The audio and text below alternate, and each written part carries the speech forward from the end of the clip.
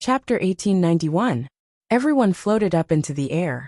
Less than 2 seconds after they jumped onto the trees, they felt the trees shaking and falling down one by one. Arbor and Emolien held hands and jumped to a relatively empty and safe area. Shurchin, Little Taisway, the Luo brothers, and the others had also jumped up and gathered around Arbor and Emolien. Everyone frowned slightly and looked down at the turbulent mountain range. Mata said in confusion, "How could this be? Mount Daizong didn't look so fragile. Could a random tremor flatten the entire mountain? Everyone be careful. The situation is not good." The leader of Wuxia's team looked at the constantly shaking earth with a solemn expression. After leading the students into the air, he quickly said, "Let's go down the mountain to avoid the tremors first. Maybe this really wasn't caused by humans. Maybe the earth dragon turned over? Their luck was really bad." Woof, woof, woof, woof. 3 small white hounds with pure white fur suddenly rushed out of the forest. Each of them was only the length of a forearm. They were very small and lively as they scurried among the crooked trees. One of the hounds suddenly pounced at Wuxia's feet, who was suspended in the air. "Go away!" Wuxian wouldn't let them pounce on her. She directly kicked the hound away. Woof! The hound whimpered and rolled on the ground after being kicked by Wuxian. Coincidentally, a towering tree tilted down and was about to smash through the hound's intestines. The other 2 hounds pounced over and desperately pushed the previous one away. The 3 hounds rolled on the ground for several meters. They whimpered and kicked their legs to get up. They nimbly avoided the fallen tree and pounced in the direction of the people. Woof! Woof! Woof! Woof! The 3 hounds cleverly dodged Wuxian, who was a tough nut to crack, and rushed toward Arbor's group. Woof! Woof! Woof! Miss Chiao was speechless. Could it be that some owner brought 3 hounds up the mountain to hunt, and suddenly encountered an earthquake, and were forced to separate? Woof woof woof! The puppy raised its head and circled around the fallen tree. It looked up at the people of Arbor, who were hanging above with pleading eyes. Qi Xuanxuan's heart immediately burst with love. She stretched out her hands and shouted, "Come, come, come into Big Sister's arms." Woof, woof, woof. The puppy jumped under Arbor and Emolien and barked at Arbor. Qi Xianxian. Fuck, was she being completely ignored? Little Fatty could not help but laugh out loud. He turned to look at Qi Xianxian sympathetically and said, "Even the dogs know that you're a glutton. You only like them because they look delicious." Qi Xianxian was speechless. Woof woof. Woof woof woof. The 3 puppies gathered around Arbor's feet and started barking pitifully again. Arbor was speechless as he looked down at them. His gaze met everyone's gaze. Qi Xianxian nodded her chin at her. Arbor. What did she need 3 puppies for? Not only did they not know how to work, but she also had to take care of them. Woof. The 3 puppies circled around below. From time to time, they would raise their little heads and jump around, barking pitifully at Arbor. Arbor looked at Qi Xuanxuan's eager gaze and reluctantly raised his hand. A wooden vine shot out from his hand and wrapped around the 3 puppies. Chapter 1892. Woof woof woof woof woof. The 3 puppies leaped into Arbor's arms and shoulders. One of them even tried to pounce on her face, but she caught it with a wave of her hand. Everyone's lips twitched upon seeing this. Mata was just about to tease her when they suddenly heard a massive boom in the distance. This time, everyone stood in the air and looked into the distance. Immediately, they saw a huge tail covered in armor appear on the top of a mountain in the distance. It rolled and swept across a mountain peak. "Holy fuck, what's that?" Mata exclaimed. "It can't really be some kind of mutant dragon, right?" Wuxian and the other Sunlight Academy students looked at each other and saw a hint of panic in each other's eyes. "Instructor, what do we do now?" Yue asked anxiously. "Let's get down the mountain first." But how could they make it in time? Everyone hovering in the air felt a burst of gravel beneath their feet. A fissure opened up in the mountain, and a powerful suction force erupted from deep underground. Instructor! Wuxian lost her footing and was immediately dragged down by the suction force with a pale face. Only then did everyone realize that there was a massive hole in the mountain path beneath their feet. Wuxian had been sucked into that hole, Emolian reached out and hurriedly hugged Arbor. She was just about to rise into the air. Arbor suddenly patted Emolian's arm. Little water told me that it sensed a profound spirit jade mine down there. Emolian faltered. At this moment, the suction force was already sweeping toward them. Little Tai Sui's expression darkened. It was just about to reach out to control the suction force when Emolian's indifferent voice sounded in its ears. Go down. Xianxian, be careful, everyone. Xiaomu exhorted. But Crown Prince Emo had already jumped into the hole with her in his arms. Without Emolian, He Chun, and little Tai Sui to control the suction force, no one else was able to withstand it. They were all dragged down by the suction force. As soon as they entered that hole, the sounds of other people wailing and groaning could be heard everywhere. Other than Emolian, little Tai Sui, and the others who jumped into this hole of their own accord, the others were all pulled in by the suction force. All of them were terribly flustered and felt like they were rolling down, as if they were going to roll into the depths of the Earth's core. Holy shit! Were they going to die? Why did it feel like they couldn't get up even with their spiritual power? That suction force was simply too strong. Everything was pitch black. No one knew where they had rolled to. They just struggled there, trying harder, trying to keep themselves afloat. However, it was to no avail. Following the uneven tunnel in the dark cave, the group tumbled all the way down. It wasn't until they heard Wuxia scream from afar that everyone's heart tightened slightly. They silently chanted Umitba several times, guessing that they were about to reach the bottom. Bang! Bang! Bang! Everyone rolled all the way down, eventually forming a pile of human pyramid. Emolian held on to Arbor and steadied herself. He Chun, little Tai Sui, and the others moved to the side of the tunnel. Miss Qiao heard Xuanxuan's cries coming from afar. She hurriedly stretched out her small hand and pulled Xianxian along. Io! Little Fatty, who had rolled over from behind, bumped into Xuanxuan's back. The two of them lost their balance and rolled on the ground, hugging each other. Duan Muqing then flew down and stood firmly next to Emolian. Chapter 1893. Mata, Lu Yu, and the others stopped in their tracks and didn't get into a fight with Wuxia's group. Holy shit, this place is too dark. The little fatty couldn't help but cry out. Tutor, stop playing. Hurry up and unseal our spiritual senses. We can't use our inner worlds here. I can't even take out a torch. The little fatty paused for a moment, then started shouting again. That's right. Tutor. Although training is very important, if you kill us, you won't be able to find a group of naive and simple students like us. Mata also started shouting. There was no other reason. After falling down, almost everyone's first reaction was to take out some lighting tools from their inner worlds. The result could be imagined. Little fatty Mata thought of the tutor's bad natures and naturally suspected Tutor Zhou and the others. However, in the darkness, Zhou Donjin's expression was very ugly. All of you try and see if anyone can open their inner worlds, Zhou Danjin said in a low voice. Hearing this, everyone's hearts sank, and they hurriedly used their spiritual senses, or divine senses, to open the door to their inner worlds. The result was obvious. No one was able to open their inner worlds. Holy shit, it can't be right? Tutor Zhou, stop playing. Hurry up and unseal us. The little fatty cried out. Fuck off. Zhou Donjin's face turned even darker from anger.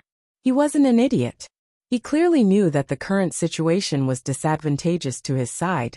So why would he seal the student's spiritual senses? Tutor, you really didn't do anything? Qi Xianxian cried out. No way. Then what about you? Tutor Weiwei laughed bitterly. Our spiritual senses are like clay oxen thrown into the sea. There's no trace at all. A faint light shone in the crowd. The little girl was holding a luminous pearl in her hand and was leaning against Prince Mo's chest. Her expression was unclear as she scanned the tutors. Zhou Danjin looked at the little girl and couldn't help but feel a headache. The look in his eyes clearly showed that he was suspicious. Students. Zhou Danjin sighed. You've really misunderstood me. If it was the teacher who sealed your spiritual sense, how could he seal himself as well? Lotus. Arbor looked up at Prince Emo. Prince Emo nodded. As soon as I entered this place, I discovered that there should be something here that blocks spiritual sense and divine sense. Arbor looked at the venerable Peach Blossom Immortal and the others. Little Ticeway, and the others all shook their heads with dark expressions. My divine sense has been blocked. What should we do? What should we do? Will we die of hunger and thirst in this place? A student from the Sunlight Academy couldn't help but scream. With her shout, everyone's emotions fluctuated. They all asked their mentors what they should do now. Arbor was rather bored. He took out a carrot from his small bag and took a bite. Crack.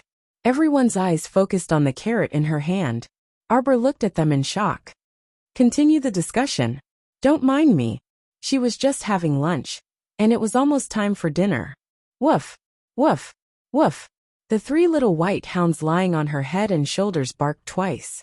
Arbor took out a basin and a bottle of goat's milk from his bag. He poured half of it into the basin, pulled the three little hounds down, and urged them to drink it. It's useless. It's a waste of food, Arbor muttered. Wuxia scowled. Then why are you giving it to them?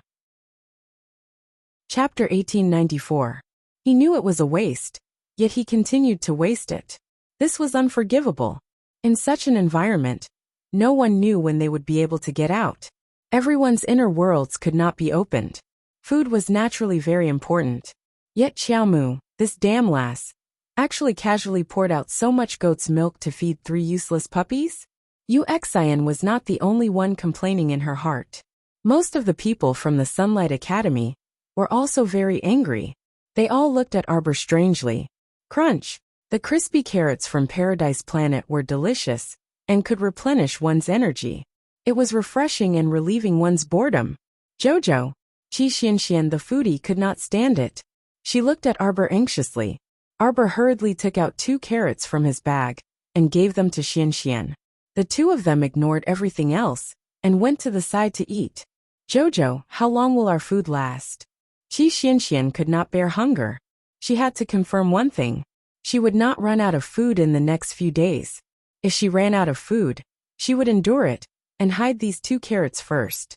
Arbor looked at her speechlessly for a while. Qi Xianxian was very nervous. Her little face was slightly serious. Is it not enough at all? Arbor, did you forget that I gave you storage talismans? Not to mention that her Paradise Planet was completely unaffected by spiritual sense, and she could enter and leave as she pleased. Even if everyone's spiritual sense and divine sense were blocked, didn't she give them storage talismans before? How could storage talismans be affected? Qi Xuanxuan's eyes lit up, as if they were lit up by flames. She jumped up and laughed loudly. That's right. I'm so stupid. How could I forget about that? Then I'll eat. Qi Xianxian, who realized that she had a lot of food and did not have to worry about food, happily picked up 2 carrots and took a bite, eating happily. Wuxia and the other students from the Sunlight Academy looked at the two of them with gloomy expressions. He bit his lips and turned to look at the pitch-black tunnel. Senior Sister Wuxia, what do we do now? If only Wuxia knew what to do. Other than Wuxia's Sunlight Academy's team, the unlucky Hippo team was also among the teams that had fallen. The other 2 teams that they had encountered at the assembly point were Hades Prefecture's Honghu Academy and Yuchuan Prefecture's Frostgale Academy. These 2 academies were not much weaker than the Sunlight Academy. They could be said to be the signature academies of the Nether River Prefecture and Yuchuan Prefecture. The leaders of the 2 teams were much stronger than the leader of the Hippo team, Shagua. While the 5 members of the Hippo team were running around in circles, the 2 teams from Yuchuan Prefecture and Nether River Prefecture were already looking for a way out. The place where we came down is blocked by sand and rocks. The suction force in this place is so strong that it's impossible to jump out. The few of them analyzed the situation in front of them and looked at each other with a solemn expression. The 2 mentors, Zhou Danjin and Wei Wei, walked to Emolian and the others and said in a low voice, "It seems that we can only continue forward." Mada's jaw almost dropped. Walk forward. But don't you feel that the further we go, the deeper we go? Shouldn't they be going up now? Do you have a way to go up? Lu Yu looked at him exasperatedly. Listen to the mentors. Maybe we can find a way out faster if we continue forward. He had been forced to work overtime at the last minute. The rest of the day would be 9:30. Chapter 1895. Mata shrugged. His expression was not optimistic. To be honest, walking in such a place required a lot of courage. It was all dark in front of them and behind them. Fortunately, there were many of them, so they could walk in a group. At least they had company. After Arbor and Qi Xianxian finished the carrots in their hands, everyone had finished their discussion. The two young ladies went up and asked in unison, "Where are we going?" The young ladies were holding luminous pearls in their hands. They could clearly see the teacher's toothache expressions. Arbor did not care. There were teachers and husbands here, and so many people who were more powerful than her. She could just follow them and pick up the leftovers. There was no need for her to use her brain. Qi Xianxian was indeed Arbor's best friend. The two of them had the same thoughts. Anyway, even if the sky fell, there were people with higher cultivation levels to hold it up. "Jojo, you have a luminous pearl. Why don't you lead the team?" Arbor immediately refused. She threw the luminous pearl in her hands to Teacher Zhou. "Teacher, lead the team." Everyone. Teacher Wei Wei, do you want a luminous pearl? It seemed that she had more than one luminous pearl in her bag. The teachers all turned their heads away. They did not want to bother with this little girl. How many luminous pearls did she need? Arbor casually grabbed a handful from the mountains of gold and jewels. She might have more than 10. Although her inner world was sealed, Arbor had taken out many luminous pearls and jewels. It's mainly for fun. You say it's useful, but it's really not that useful. Teacher Wei Wei, here you go. Teacher Hu, here you go. Arbor really gave each of the teachers a luminous pearl. Then she said to them, "This is the legendary luminous pearl of the Southern Sea. It has good lighting. Remember to return it to me after you use it." Everyone. Ha ha ha ha ha. Looking at the 5 teachers' dumbfounded faces, the little fatty actually laughed out loud. His loud laughter spread through the dark tunnel, causing people's spirits to rise slightly. His laughter made the others laugh as well. In return, the 5 teachers glared at them sternly. A bunch of bastards. They were always cheating their teachers. No, cheating their teachers. Under Wei Wei and Zhou Dongjin's lead, Duan Muqing, Lu Yu, and the others quickly followed. Arbor and Imo Lian walked in the middle of the group. Behind them were Little Tai Sui, Everlasting Blade, and the others. Little Fatty and Qi Xianxian were at the back of the group. When they started walking, the Sunlight Academy's leader followed them with the 12 students. What kind of top-notch academy would send so many instructors to protect the students? What a joke. This was the first time he had seen an academy with more instructors than students. While this person was muttering in his heart, he didn't know that from top to bottom, there were only these 8 student treasures. There wasn't any more. "Xianxian, I'm thirsty. If I ask Jojo for some water, will her husband hit me?" "Why would her husband hit you?" Qi Xianxian looked at the submissive little fatty in amusement. "Don't be a coward. Go. Forget it. I'll go find Mata and ask him to get me some water." Qi Xianxian looked at the terrified little fatty and grinned. Suddenly she smiled and said, "Fatty, let me tell you something that will make you happy." "Go ahead. Actually, the storage talismans Jojo gave us can be used here. There should be a lot of peaches in there." Chapter 1896. Little fatty Ko Hongwen's eyes lit up, as if his short-circuited nerves had been reconnected. Damn, how could I have forgotten about the storage talisman? Usually, everyone used their inner worlds, so they did not really need the storage talisman. Most importantly, Jojo had already reminded them not to put all the storage talismans in their inner worlds. They had to keep at least 1 or 2 of them on their person. Now it was finally put to good use.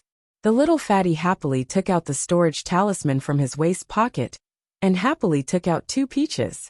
He stuffed one into Xianxian's hand, and held the other for himself. He chuckled and said, "Here you go." Of course, Qi Xianxian would not stand on ceremony with little fatty. She took 1 peach each, and munched on it as she walked. Dao Wuji, who was walking in front of them, turned around to take a look. His eyes almost popped out of their sockets. Where did you get the peaches?" Little fatty looked at Dao Wuji sincerely. "When we left the academy, we brought a few with us. Sigh, now it's our lifesaver." Dao Wuji looked fatty up and down suspiciously. Just now, He had seen this kid drooping his head and looking listless. But now he was in good spirits. Fairy Ginkgo turned around and winked at Little Fatty. Little Fatty bro, do you still have any more peaches? If you do, give big sister one. That wink was really. Chi Xian immediately pulled Little Fatty behind her and looked at Fairy Ginkgo warily. She stretched out her little finger and pointed in Fairy Ginkgo's direction. Hey, I'm telling you, look at people properly. Don't blink like you're having a cramp. Dao Wuji couldn't help but laugh out loud. Fairy Ginkgo's lips trembled, and she rolled her eyes at Qi Xian. Little brat, what do you know? This is called flirting. Do you know? Do you have any peaches?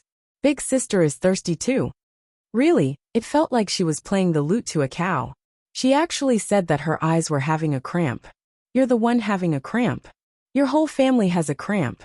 Qi Xian took out 2 peaches from her storage talisman and gave one to Fairy Ginkgo and Fairy Peony. Dao Wuji was stunned. Storage talisman. Hey little brat, you have a storage talisman. You haven't seen the world. Don't make a fuss. Qi Xian kept the storage talisman with a smug look on her face. Facing Dao Wuji's incredulous gaze, Xian raised her head and lifted her chin. That's all? Dao Wuji's eyes widened. You only gave it to the 2 of them. What about me? You're a man with a high cultivation. He had only left for a short while, and he was already asking for food and drinks like a woman. Don't you feel ashamed? Qi Xian roared. Her voice was so loud that everyone could hear her. Little Tai Sui sneered speechlessly.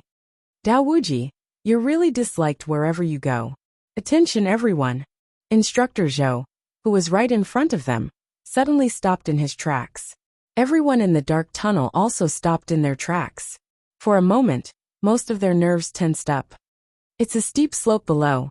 Do you want to go down? And it's a damn steep slope? If this continued, he would really slide into the depths of the Earth's core. Down. Don't be a coward. If you're afraid, let me lead the way for you. As he spoke, his figure flashed and dashed forward. Then, with a cry of surprise, a human figure disappeared in front of everyone just like that. I already told you it's a steep slope. He actually flew over and fell down. That wasn't he courting death. See you tomorrow at 12:30. Chapter 1897. Dao Wuji felt like his balls were hurting. How could he have known that Instructor Zhou's speech was so vague? Was this even a fucking steep slope? This was basically a vertical cliff, okay? Saber Wuji gathered strength in his dantian, his left foot bouncing on his right foot as he raised his chi.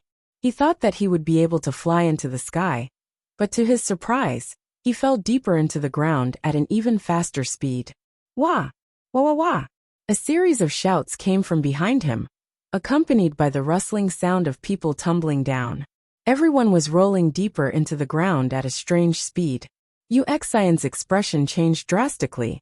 Everyone was shocked to find that their bodies seemed to be wrapped in invisible air currents, and they were being dragged down by a powerful force. Fuck. A crack appeared in the depths of Dao Wuji's eyes. Am I going to die here today? Ah. Splash. Dao Wuji was the first to fall into the ice-cold water. Immediately afterward, little Tai Sui fell into the water, and its toes touched the surface of the water, barely managing to stabilize itself. He saw a strange fish with jagged teeth jump out of the water, and with a whistling sound, it tried to bite the back of his foot. Bam! Little Tai Sui made a prompt decision and kicked the strange fish's head. With a loud thump, the strange fish was kicked into the icy water by little Tai Sui. Ah! In the following period of time, all of the team members fell into the water in a single file. One after another, the water splashed into their eyes, making them unable to open their eyes. Holy fuck! Mata pulled out a spear and jabbed it into the mouth of the strange fish that was swimming over to bite him. After a shriek, the strange fish fell into the water, and a thick stench of blood spread out. The water in the distance rippled, and it seemed that even more strange fish were gathering toward the team. Ah! Senior Brother Su Liang! Senior Brother Su Liang! Wuxian screamed in horror. Everyone struggled in the pool with all their might, and began to fight with the strange fish that were gathering toward them. Little Tai Sui's eyes were cold. He raised his hand, and an incomparably powerful earth spirit barrier fell, covering everyone around him. Qi Xianxian raised her head, but before she could even make a sound, she saw a strange fish with its mouth wide open, revealing a mouthful of sharp teeth. With a loud boom, it crashed into the earth spirit barrier in front of her. Through the thick earth spiritual barrier, Qi Xianxian could see that the strange fish's eyes were bulging. Its fangs bit down on the exterior of the earth spirit shield with a kacha sound. Then, it fell into the water with a blood-curdling screech. "Oh my god!" Qi Xianxian exclaimed in a low voice. "This strange fish is too ugly. Everyone be careful." Zhou Danjin had a fierce expression on his face, as he controlled a water ball in his hand, and smashed it on the head of a strange fish that was slithering over at a high speed. "Tutor, tutor, what should we do now?" Yiwei cried out in alarm. She looked left and right, and all she could see was boundless black water. This underground pool seemed to have no end in sight. Soaking in the cold water, one's senses were exceptionally cold. At this moment, Arbor was lying on Emolien's back. She hugged his neck and shouted, "Forward, forward." Yichen turned around and glanced at her. "What's ahead? Hurry, hurry." Arbor couldn't be bothered to care about how others were screaming. She just kept ordering her husband around. "Emolien, that baby, can you not pull your husband's hair when you're agitated?" Chapter 1898. Arbor hurriedly smoothed her husband's wet hair.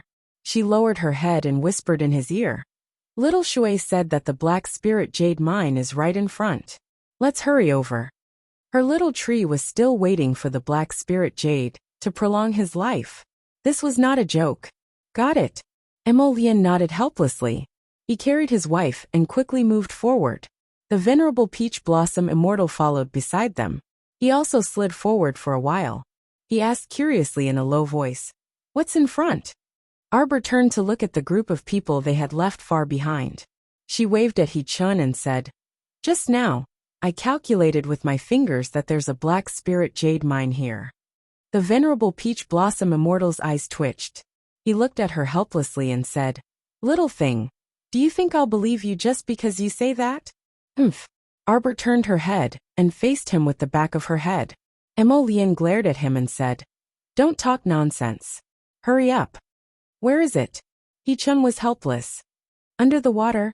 The three of them moved forward quietly. What was strange was that those strange fish, who knew if they bullied the weak and feared the strong, actually didn't approach the three of them. Instead, they all gathered around Wuxia and the others. He-chun looked back and saw that the people from the Sunlight Academy were frantically dealing with those strange fish. He could not help but feel curious. "Jojo, did you do something? Why did those strange fish like the people from the Sunlight Academy so much? Look at Frostwind Academy and Honghu Academy. They were not as loved by the strange fish as they were. Even the extremely poor Hippo Academy was slightly better off than the Sunlight Academy." Arbor snorted. He subconsciously grabbed Emolien's long hair. "Do I look like someone who would do such a silly thing?" "Yes." He-chun nodded inwardly, but shook his head outwardly.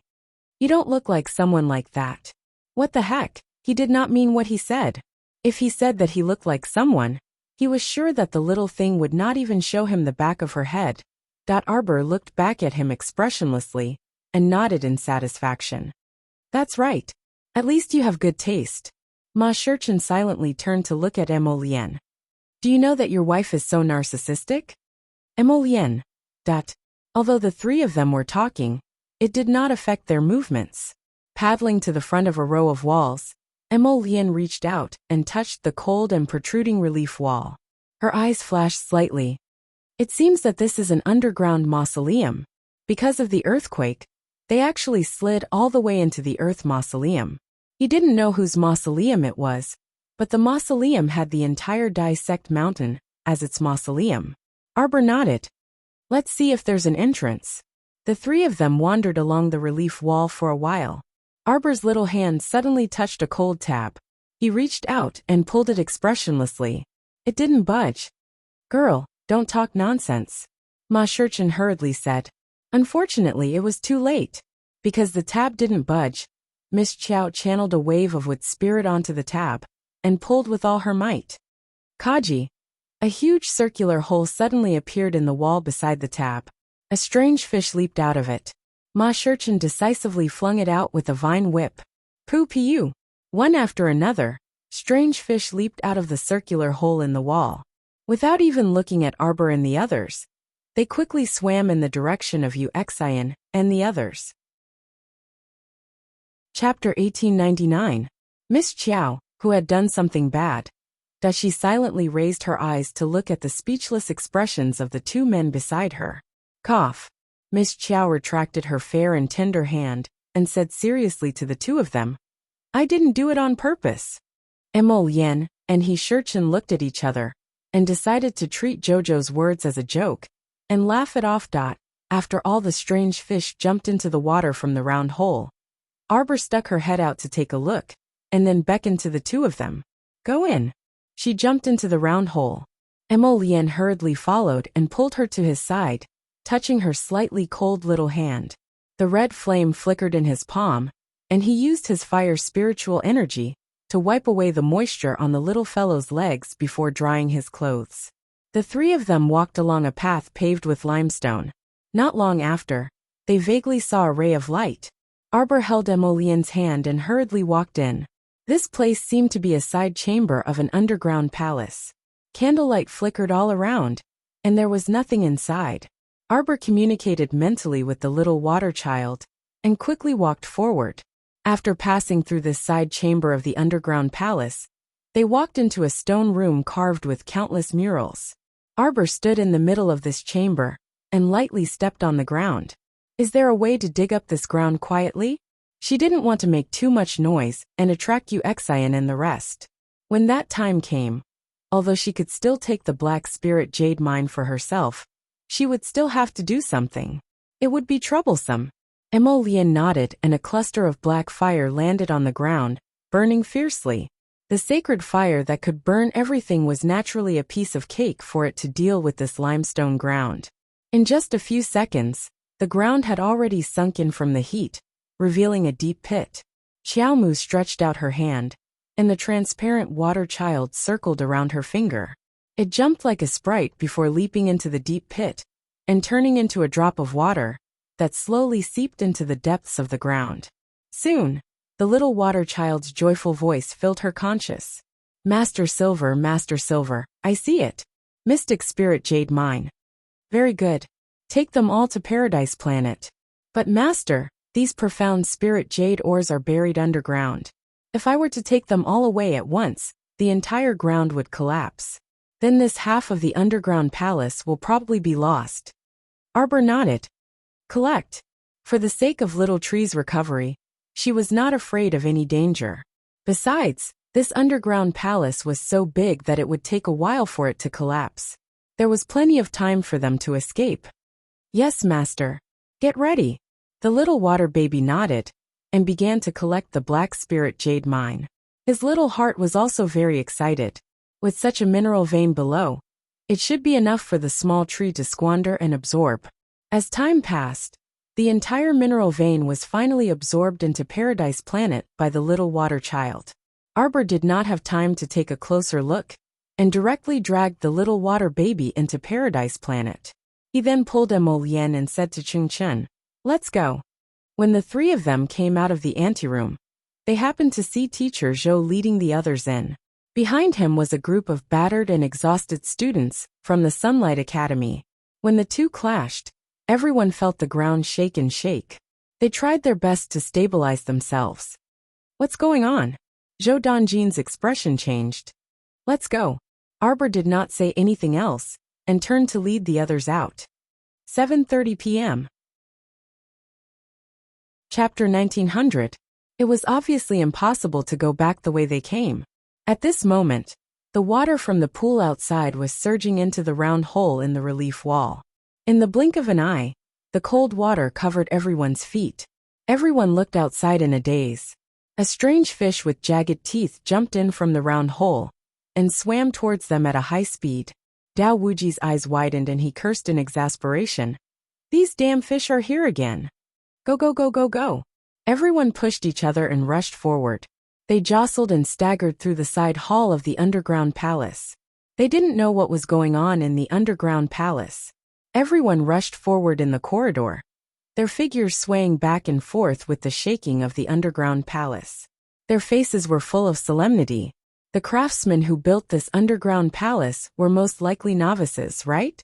Otherwise, how could such a large underground palace begin to shake as soon as they entered the side hall? Arbor, Emolien, and Yuan Shurchen ran at the front. They turned up the corridor and ran for a while before stopping. Holy shit, this isn't a dead end, is it? Dao Wuji squeezed through the crowd and came to the side of the three. He glanced at the thick stone block blocking the way. Let me try. Dao Wuji gathered his spiritual energy and was about to send it out. His palm was suddenly stopped by Yuan Shurchen. Don't act rashly. At this time, they were all in the corridor. The underground palace behind them was constantly collapsing. If Dao Wuji sent a palm flying down, it would cause the entire corridor to collapse. In this way, everyone could be buried alive in this corridor. Then what do we do now? Dao Wuji glared at Yuan Shurchen. If we continue to fight, we will die. If we don't walk and wait for death, we will also die. What are you all waiting for? Hurry up and go. Yuxian screamed in panic. Everyone could only see an ice-cold stream of water sweeping towards them. As the water flow spread, the strange fish also swam over. From time to time, they would jump half a zhang high and bite their calves. Fucking hell. Little Fatty bent down and tied his trousers tightly. He swung his double-headed hammer and killed a strange fish that pounced at him, sending it flying. Rise to the sky, rise to the sky. Zhou Danjin shouted in a low voice as he leaped into the air. Hearing this, everyone hurriedly floated into the air one after another. No matter how the strange fish jumped, it still couldn't bite their legs. However, if this continued, it would probably only save them for a while. This was because the tunnel would soon be filled with the ice-cold water.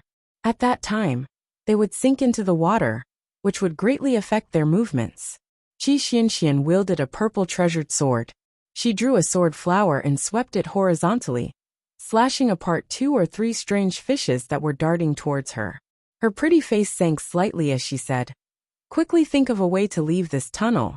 According to the current speed of the water flow, the entire tunnel would be filled to the brim with water in about 7 to 8 minutes.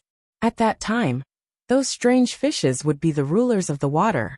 If they were surrounded by them, their lives would be in danger. At this time, Arbor didn't make a move. Several of the Sunlight Academy's students pushed them aside and pounced on the stone block blocking the way. They searched back and forth, as if they were looking for a mechanism. Yuxian and Hiwei squeezed to the left and right of the stone block. Chapter 1901. The two of them squatted on the stone block and touched the cracks in the stone block inch by inch. They then touched the green stones on the walls. After searching for a while, they didn't find anything useful. The water in the tunnel had almost gathered to the bottom of everyone's feet. One had to know that everyone was floating in the air right now. Therefore, in less than a few minutes, the water had almost reached the top of their feet, which was quite frightening. When the entire tunnel was covered by the cold water, everyone could only use their own protective shields to protect themselves and fight the strange fish in the water. The price to pay for this would be huge. The protective shields couldn't last forever. If the strange fish tore open a crack, the entire mystic weapon would be useless. Look, Yuxian squatted on the stone block and looked at the water that had already reached her feet. Her eyes were filled with fear. At this moment, a student from the Sunlight Academy climbed onto the green stone wall and shouted in surprise, "Look, there's a tab here." People couldn't see it when they were standing on the ground. The student only saw the tab on the blue stone wall when he was close to the top of the tunnel. Emolien and Ma Shurchen's eyelids twitched. Before Qiaomu could blurt out, "Wait!" she saw that idiot pull on the tab and tug hard. Boom, boom, boom. In the depths of the underground palace, there was the sound of mechanisms clashing. A circular hole suddenly appeared on the blue stone wall beside the student. A strange fish suddenly jumped out and bit the student's neck. Ah! Cough ugh! Ugh ugh! The student struggled to escape, but he didn't have the strength to fight back. With a gotcha sound, the strange fish bit off half of the student's head. Blood flowed down the green stone wall, and mixed with the cold water. Stimulated by the blood, the strange fish jumped out of the water and bit everyone's legs. Qi Xianxian, little fatty, and the rest quickly stabilized themselves and tried their best to float close to the limestone ceiling above them. One of their hands groped around the ceiling, as if they had grabbed onto something. They quickly tugged at it. "Don't move." Arbor saw that Qi Xianxian was also pulling on a tab. The tab was made of brass, and there was a layer of stone on the outside. It was completely stuck to the green stone wall. When it wasn't pulled, one couldn't tell that there was a tab. When one touched it, it would be because of all kinds of bad hands. Or perhaps it was because of their survival instincts. They would inexplicably pull at it. Qi Xuanxuan's hand froze on the spot. She didn't know if she should pull or not. Xiaomu, Emolian, and Jichen hastily floated over and stared fixedly at this tab on the ceiling. At this moment, the strange fish that had swallowed the student from the Sunlight Academy and chewed on the remaining corpse of the student. Then, it quickly swam towards Yu Xian and He Wei, who were on the stone block. Yu Xian's expression changed as she clenched her teeth and exerted all her strength as she blasted a wisp of profound energy towards the strange fish. Bam! The strange fish didn't slow down its speed at all. Instead, it opened its mouth and bit towards Yu Xian at an even faster speed. At the critical moment, the Sunlight Academy tutor threw out a wooden vine. Chapter 1902. After the wooden vines were flung away, they immediately wrapped around the waists of the two students and lifted them up in an instant. At the same time, the giant strange fish opened its mouth and bit down on the stone block with a loud bang. In an instant, it bit off a large chunk of stone from the stone block. The sharpness of its teeth made everyone's expression change abruptly. Holy shit, why is this mutated fish so big? Dao Wuji's eyes darkened. With a flip of his hand, he hit the fish and sank it. Ever since that student foolishly pulled the ring and opened up another round cave, many more strange fish jumped out.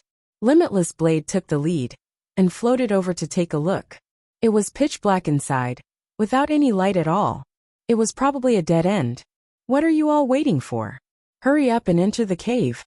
Yu Xian shouted. She floated over and wanted to enter the new cave. The Sunlight Academy's teacher hurriedly pulled her back. Wait! Zhou Danjin and Wei Wei were already behind Qi Xianxian. Seeing her touch the ring, their expressions darkened. It's very likely that it'll be another hole if you pull it. If I let go, I might not be able to. Qi Xianxian muttered softly. She obviously didn't use much strength when she pulled the ring, but now she had a bad feeling. It was as if something bad would happen if she let go. It's fine. Arbor patted her shoulder. You'll have to let go no matter what. Let go. Let go and see what's going to happen. Qi Xianxian quickly retracted her hand. Just as she retracted her hand, another round cave appeared on the stone wall opposite her. It was perfectly symmetrical with the cave on the other side. This time, everyone was on guard. Seeing a huge monster fish jump out, everyone swung their spiritual power together and smashed it fiercely. In less than 2 seconds, this arrogant sawtooth monster fish was killed. Cold sweat appeared on Yu Xian's head. Let's go. Which cave do we go to? Everyone hurriedly looked up at their respective teachers. Zhou Danjin and Wei Wei pondered for a moment. In the end, they couldn't help but look at Emolian and He Chun. Where do you think we should go? Emolian raised her hand and pointed at the cave that Xianxian had opened. Let's go there. All right. Zhou Danjin nodded and led the group towards the hole in the bluestone wall. The instructor from the Sunlight Academy hurriedly called them from behind. Instructor, do you want to reconsider? Although the water hadn't reached the surface yet, it wouldn't take long for the water to cover the entire tunnel. At that time, the excess water would definitely pour into the round hole in the bluestone wall, and they would still be unable to escape the fate of being chased by the strange fish. Zhou Danjin's face darkened, but he didn't say anything. He decisively led the group of students into the bluestone cave. A huge tremor came from the tunnel behind him. The instructors from Honghu Academy and Frostscale Academy also gritted their teeth and made up their minds. Let's go. Since Hippo Academy did not have an instructor to lead them, The group of poor students could only follow the crowd. As for the Sunlight Academy's leader, he didn't hesitate for long. Soon, they saw the waterfall like water rushing towards them. Following it, huge strange fish jumped back and forth in the water. They didn't have time to think. They hurriedly followed the group and jumped into the cave in the bluestone wall. The end of the 6th night watch. Chapter 1903. When the last person from the Sunlight Academy stepped into the circular cave on the limestone wall, a loud sound came from behind them. Everyone turned around and saw that the path they came from was blocked by a huge rock that fell from the sky. Everyone's heart sank slightly. This underground palace was very strange. The interlocking mechanism seemed to be guiding the group forward step by step. They didn't know if it was a dead end or a way to escape. If there was no way out in the end, then perhaps everyone would be suffocated to death in this small passageway. This place would become their burial ground. Everyone sucked in a breath and followed Zhou Dongjin's group forward. After the huge rock blocked the cave, although it cut off their path, it also cut off the water flow and the strange fish. The people from the Sunlight Academy, who were walking at the back, turned back to look at the dark tunnel. They couldn't describe the nervousness and melancholy in their hearts.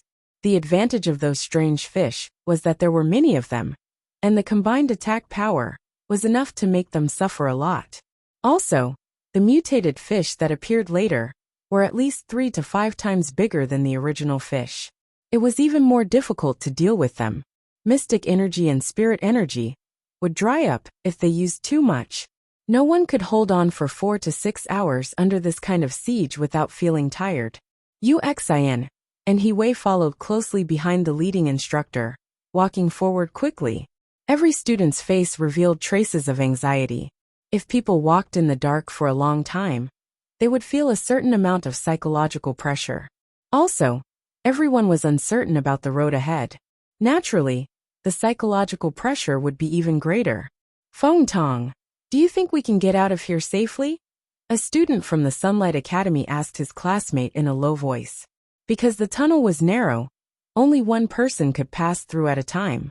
Therefore, everyone lined up in a long snake-like line, following the snaking line in front of them. After a long time, Wang Haiji didn't get a reply from his classmate. He looked back in confusion and saw his good friend Feng Tong following behind him with his head lowered. There was no one else behind them. Wang Haiji looked at Feng Tong and sighed. He turned around and patted Feng Tong's shoulder. Don't worry, we'll definitely get out. Wang Haiji didn't know if he was comforting himself or others. He sighed, turned around, and walked a few steps faster. He called out to Feng Tong. Feng Tong, hurry up. Haiji, what do you think we should do if there's no road ahead? A female student in front of Wang Haiji couldn't help but ask in a low voice. Wang Haiji felt a chill run down his spine. He shrugged his shoulders. Even if we have to crawl, we'll have to crawl out. The female student nodded listlessly. Her eyes casually glanced behind him, and her footsteps suddenly stopped. Haiji, where's Feng Tong? Wang Haiji turned around to take a look, and felt a chill run down his spine. Feng Tong? Feng Tong? Wang Haiji turned his head abruptly. Feng Tong? Feng Tong? The female student shuddered and hurriedly gathered in the direction of the group. She ran a few steps and shouted, Instructor, instructor, Feng Tong is missing. How could Feng Tong disappear? The leader of the Sunlight Academy turned around. Chapter 1904. Wasn't this path already blocked by the huge boulder at the back? Feng Tong disappeared without a sound. Everyone looked at the dark tunnel they had passed through when they came, their bodies emitting cold air. Everyone be careful, the leading teacher said in a low voice. He had a very sullen feeling in his heart. They didn't encounter many corpse puppets in the mountain. They didn't even touch the edge of a large corpse puppet base. In the end, his school lost 2 students. It was really a headache. Teacher, what do we do now? Wang Haiji felt goosebumps all over his body. Such a big living person, who was following behind him just now, disappeared without a trace in the blink of an eye. Continue forward. The teacher from the Sunlight School looked back and saw the luminous pearls getting further and further away from them. He hurriedly said, Now is not the time to think about this. We have to catch up as soon as possible. Let's go. Wang Haiji swallowed his saliva and looked behind him again. The dark path was silent, and there was no movement. He couldn't see the end of it. It was as if there was a huge black beast in the darkness, opening its mouth, waiting for its delicious meal to arrive. Wang Haiji shivered and hurriedly followed the group. This narrow passageway seemed to be especially long. They had been walking for almost 2 hours, but they still hadn't reached the end. After another quarter of an hour, Wang Haiji vaguely heard a faint breathing sound coming from behind him. The breathing sound was very heavy, mixed with a few wheezing sounds, like a lazy donkey dragging a broken cart. The footsteps were heavy. Wang Haiji quickened his pace, his face almost turning green. Previously, Feng Tong had disappeared behind him, so he was the last person in the team. But now, who was the one who was breathing heavily behind him? Wang Haiji only felt that his neck was as stiff as a car wheel that had not been repaired for a long time. He could even hear the sound of his neck bones moving. Wang Haiji carefully looked at the people behind him and let out a tragic scream. The group stopped. This long line of people added up to 60 to 70 people. Arbor and the others were walking in front of the group. They didn't know what was going on with the scream behind them. What happened? Instructor Zhou frowned and turned to look at the back of the team. The instructor from Honghu Academy, who was following closely behind the top academies, quickly stepped forward and said, "You are Instructor Zhou, right? Should we stop and rest for a while? Should we send someone to check the rear?" After walking in this dark and long corridor for so long, the students were not in good condition. Teacher Zhou heard this and turned around to look at the group of students behind him. Under the illumination of the night illumination pearls, Lu Yu and the others didn't look too good, but at least they weren't as pale as the other students. "All right, let's rest here for a quarter of an hour." Instructor Zhou nodded. After all, from the moment the strange fish attacked, they had been fleeing all the way. They barely had time to catch their breath. The leading instructor from Honghu Academy nodded gratefully at Instructor Zhou. Then he turned around and said, "Pass the message down one by one.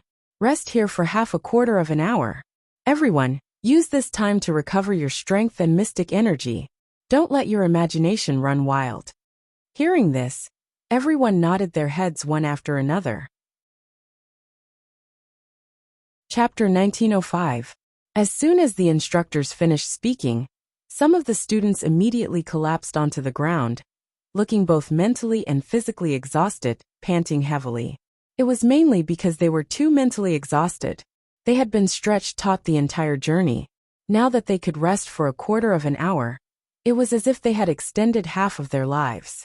After everyone sat down against the wall, the few people from Sunlight Academy standing at the back of the group were especially eye-catching.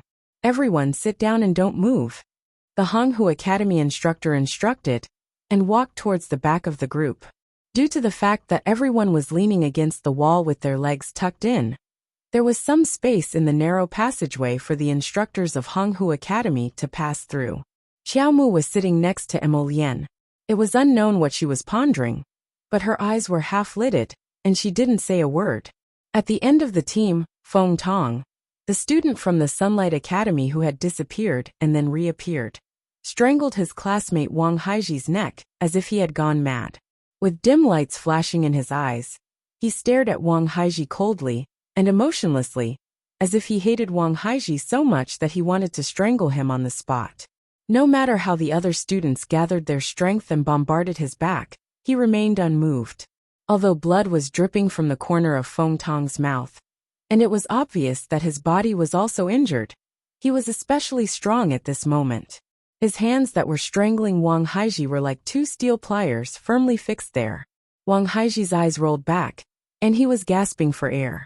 Seeing this, the Honghu Academy instructor's eyes darkened. He hurriedly threw out a yellow talisman and slapped it onto Feng Tong's body. "Gee!" A short and sharp cry sounded in the air. In the dark and long tunnel, it was extremely frightening. Xiaomu returned to her senses from her thoughts, and she suddenly pulled out a spiritual dagger from her waist. She then carved a Zhengji character on the wall behind her with a creak. His face darkened as he turned towards the direction of Sunlight Academy. From a distance, he looked at Feng Tong, who was being dragged to the ground by the instructors. They were stepping on him, but he was still writhing. The group of students looked at Feng Tong, who was still writhing and screaming under the feet of the Honghu Academy instructors. They all swallowed their saliva silently. At this time, Wang Haiji, who was finally able to exhale a long breath, covered his chest with a pale face and coughed loudly. Haiji, how are you? A few students from the Sunlight Academy gathered around and asked with concern. Wang Haiji could not help but smile bitterly. The taste of taking a trip to the gates of hell was really unpleasant. When Feng Tong grabbed him by the neck just now, he thought he was going to die. Because even though he had accumulated all the strength in his body and smashed his profound energy onto Feng Tong's body, he was still unable to push him away. Feng Tong's strength was simply astonishing, and there was a feeling that he could not be defied. The Sunlight Academy's instructor looked at the Honghu Academy instructor, who was stepping on Feng Tong with a shocked expression. Instructor, what's wrong with my student? What happened? He's probably possessed by a ghost spirit. The instructor from Honghu Academy said in a deep voice. He exerted force with his feet and firmly stepped on Feng Tong, who was twisting his body and howling madly. However, the protective talisman in my hand is not enough to repel this ghost spirit. We need to think of another way. The instructor frowned slightly. If only we had a rope to tie him up first. Didn't someone bring a bundle? Chapter 1906. Yu Xian turned her head to look in Arbor's direction. Everyone's voices weren't low, so Arbor naturally heard them. She hugged her small blue and white cloth bag and walked over. Emolian followed behind her, frowning as she looked at Feng Tong, who was being stepped on by the Honghu instructor. When Feng Tong saw that more people were surrounding him, he glared fiercely and bared his teeth at Arbor and Emolian as he roared. Emolian curled her lips into a smile that wasn't a smile. A purple flame rose from her fingertip, and she was about to throw it at Feng Tong. Gee! A sharp cry came from Feng Tong's body, as if he was afraid of the flame. His entire body trembled as he hugged himself, and he lay on the ground without moving. Do you want to come out yourself? Or do you want me to beat you up until you come out? Arbor said coldly. A dozen blue safety talismans appeared from her sleeves, each one emitting a faint blue light. Gee, this ghost spirit probably didn't expect that it would encounter a young couple, one more savage than the other. If he still had a shred of consciousness left, he would definitely cry tears of sympathy for his own experience. Still not coming out? The little fellow shouted impatiently. She raised her hand, and the dozen blue safety talismans flew towards Feng Tong's body. Feng Tong, however, suddenly started coughing violently. Prince Mo hurriedly grabbed the little fellow's finger and helplessly pointed at a place in front of her. It's coming out. Miss Qiao raised her head to look at the Crown Prince. The Crown Prince immediately understood and hurriedly moved her small body in a certain direction. He pointed at a corner. It's there. In a place that the little fellow couldn't see, the black shadow had curled itself into a ball. It shrank into a corner against the wall, and it hated that it couldn't squeeze itself into a crack in the wall. It wasn't that it couldn't, but it was afraid that if it acted rashly, before it could escape, the purple flame and talismans of the savage couple would hit its body. At that time, its soul would definitely scatter. The little fellow took out the ghost spirit pearl and waved in the direction that Prince Mo pointed. Come. The ghost spirit's face was probably twisted as it shrank back, not daring to approach. Although Arbor couldn't see it, seeing that the ghost spirit pearl didn't light up, he knew that the ghost spirit didn't enter the pearl. Her little face immediately darkened, and the talisman in her hand jumped slightly. You refuse a toast only to be forced to drink a forfeit. It looked like it was about to flare up in the next second. Screech! The ghost spirit let out a mournful cry and rushed towards the bead in Arbor's hand in the blink of an eye. After a burst of dazzling light, Arbor turned his head and glanced at Prince Mo. He went in. The Crown Prince nodded helplessly. Arbor replied with an "oh," and put away the ghost spirit pearl. He coldly glanced at Feng Tong, who was coughing and spitting on the ground. She frowned in disgust, and her little mouth was extremely venomous. Useless fellow. Just a mere ghost spirit and you're already like this. Take it. He took out an ordinary water gourd from his bag and tossed it to Feng Tong. Feng Tong held the gourd and hurriedly opened it. He gulped down 5 or 6 mouthfuls of water. He only felt that the water was sweet and pure, and after drinking it, his whole body felt warm and comfortable. He wiped his mouth and raised his head to look in the direction that Arbor left. With a face full of gratitude, he called out loudly, "Many thanks to Miss for saving me." Arbor snorted and muttered in a low voice, "A fellow who's dragging me down." Chapter 1907. Prince Emo couldn't help but smile. No matter how venomous this little fellow's mouth was, the things she did couldn't help but make one's heart warm. Raising his hand to rub the little fellow's head, the crown prince chuckled and said, "My Jojo is so good." Miss Chiao turned her head with a proud expression, then couldn't help but tilt her head and sneak a glance at Prince Emo. Coincidentally, she met the crown prince's smiling gaze.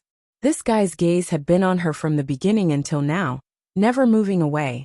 The Sunlight Academy students hurriedly seized the time to rest for a while. When 7 minutes were up, Zhou Danjin called out, "Let's go." The group of people got up again and walked toward the front of the tunnel. After walking for nearly 2 hours, Arbor stopped and said with a heavy expression, "Everyone stop." "What's wrong?" Zhou Danjin stilled. Arbor squatted down with a heavy expression and pointed at a clear Zheng character on the limestone wall. "I carved this here when we were resting just now." Both Zhou Danjin and Wei Wei's expressions changed. Everyone's expressions also became extremely unsightly. "No wonder," Little Fatty said with a pale face. "Why is it that this tunnel doesn't look long, but we can't seem to finish walking?" "I've always felt that it was a bit strange too," Qi Xianxian said. "So we've been going back and forth on this path." Arbor nodded. "Everyone, let's look around. There's probably a teleportation glyph formation on this path. Every time we walk to that glyph formation, the glyph formation will silently teleport us back to the starting point." "What?" Yuxian exclaimed in shock. "How is that possible? We walked into the glyph formation, didn't anyone feel it? If you felt it, you wouldn't have been unable to walk out of this tunnel." Mata shouted at Yuxian exasperatedly. "Senior sister Yuxian." Hiwei reached out and pulled Yuxian's sleeve, giving her a look that said, "A wise person submits to circumstances." Right now, they still had to rely on Arbor and the others to walk out. It wouldn't be too late to settle the score with Arbor after they got out. Yuxian had obviously thought of this as well, so she lowered her gaze and didn't say anything else. Everyone spread out on the road, looking for the teleportation array that Arbor had mentioned. After everyone had left, Arbor turned to Zhou Danjin and said, "Professor, come here for a moment. This teleportation array is embedded in this tunnel. If we don't dig it out, we won't be able to find it," Arbor said coldly. Zhou Danjin and Wei Wei looked at her in surprise. "What do you mean?" So just now, the little fellow had asked them to look for the teleportation glyph array everywhere in order to distract those people so that he could talk to them? "I have a way to get us out of here. However, I'll have to trouble you all to hide in the storage talisman first. Are you willing?" What are you going to do?" "The teleportation glyph array formed by the profound level blue glyph I make can teleport no more than 20 kilometers away, and the maximum number of people it can teleport is 10. It can't be teleported more than 6 times in a row," Arbor said indifferently. "I need Professor Zhou, Senior Brother Duanmu, and the others to enter the teleportation glyph. Are you all willing?" Zhou Danjin nodded blankly. "Yes, if we can get out of here, of course we're willing." "What's Kiki?" "That teleportation glyph array." Professor Zhou felt as if he was listening to a fairy tale. Chapter 1908. Something like a teleportation glyph array. Was it something that could be made by just anyone? The little girl, however, had an indifferent expression, as if making a teleportation glyph array was not a big deal. There might be a deviation in the teleportation process. The little girl said expressionlessly, "Maybe it will appear in the corpse puppet camp, or maybe it will appear in the pool we just passed. It will land randomly, and it will depend on your face." That's right, teleportation glyph arrays and teleportation glyph arrays were basically the same thing. But at least a teleportation glyph array could transport 10 people at once, and her mystic-level teleportation glyph array could transport people 6 times in a row. As long as their faces were not extremely dark. Arbor felt that they would be able to get out of this crappy tunnel. As long as they could get out of this tunnel where the teleportation glyph array was hidden, there would still be some hope. Then what about them? Zhou Danjin asked in a low voice, pointing at the students and instructors of the other academies behind them. Arbor frowned slightly. They could bring them, but there were 2 particularly annoying ones that Jojo really did not want to bring. Zhou Danjin hurriedly said, "How about this, instructor? Go talk to them. Let them bleed a bit, and we will bring them out. For the funds of our academy. All right. I can buy you 2 sets of academy uniforms. The quality of the materials will definitely be beautiful. I guarantee that you will be many times more beautiful than those bastards from Sunlight Academy." Arbor expressionlessly looked at his stingy instructor, then turned around and faced him with the back of his head. She did not know what to say to this person. He was using her as a means to make money, and insisted on getting some from the other academies before he was willing to give them 2 sets of academy uniforms. It could not be helped. The instructors were poor. Poor people have low ambitions. This was not nonsense. Zhou Danjin chuckled and ran to the instructors of Honghu Academy and Frostwind Academy, whispering to them for a while. The eyes of the instructors of the 2 academies lit up, and they nodded, saying, of course, if you can bring us out of here unharmed, we will definitely reward you." After that, Instructor Zhou took advantage of his seniority and squeezed the students of Hippo Academy dry. Finally, he came to the instructor of Sunlight Academy. It had to be said that Instructor Zhou's eloquence was exceptional. When Mr. Zhou returned to Arbor with a big smile on his face, Arbor felt that the faces of those naughty kids and mentors of Sunlight Academy had become worse than before. "Just now, the teachers of the Sunlight Academy begged us to take you Xian and Hiwei away. Because of this, the teacher has ruthlessly squeezed them dry. Jojo, don't worry. The teacher will definitely share with you what we get. 1/5. When everyone heard this, they couldn't help but vomit blood. "Can you be any more stingy?" The storage talisman was Jojo's, and the teleportation array was Jojo's as well. Jojo brought a group of people out of this damned place. And in the end, you were the one who collected the money. Arbor looked at Zhou Danjin speechless, and gave him an "as long as you're happy" look. Then, he suddenly threw out an empty blue storage talisman, and put everyone inside. Regardless of how surprised they were at the storage talisman, Arbor turned to Emolian, He-chun and little Tai Sui, who were still standing outside, and said, "Let's go." 60 ebony blue talismans slowly rose around her, at the end of the 6th watch. Chapter 1909. In the blink of an eye, they appeared in a palace with a high ceiling. This main hall seemed to be much larger than the side hall they had entered before. The structure was much more luxurious than the side palace. In addition, there were 16 huge golden pillars with coiled dragons. Silk floated in the air, and bells rang out. At first glance, it seemed to be the residence of some aristocrat. After coming out of the teleportation rune array, Dao Wuji let out a sigh of relief. Good. We didn't get sent back.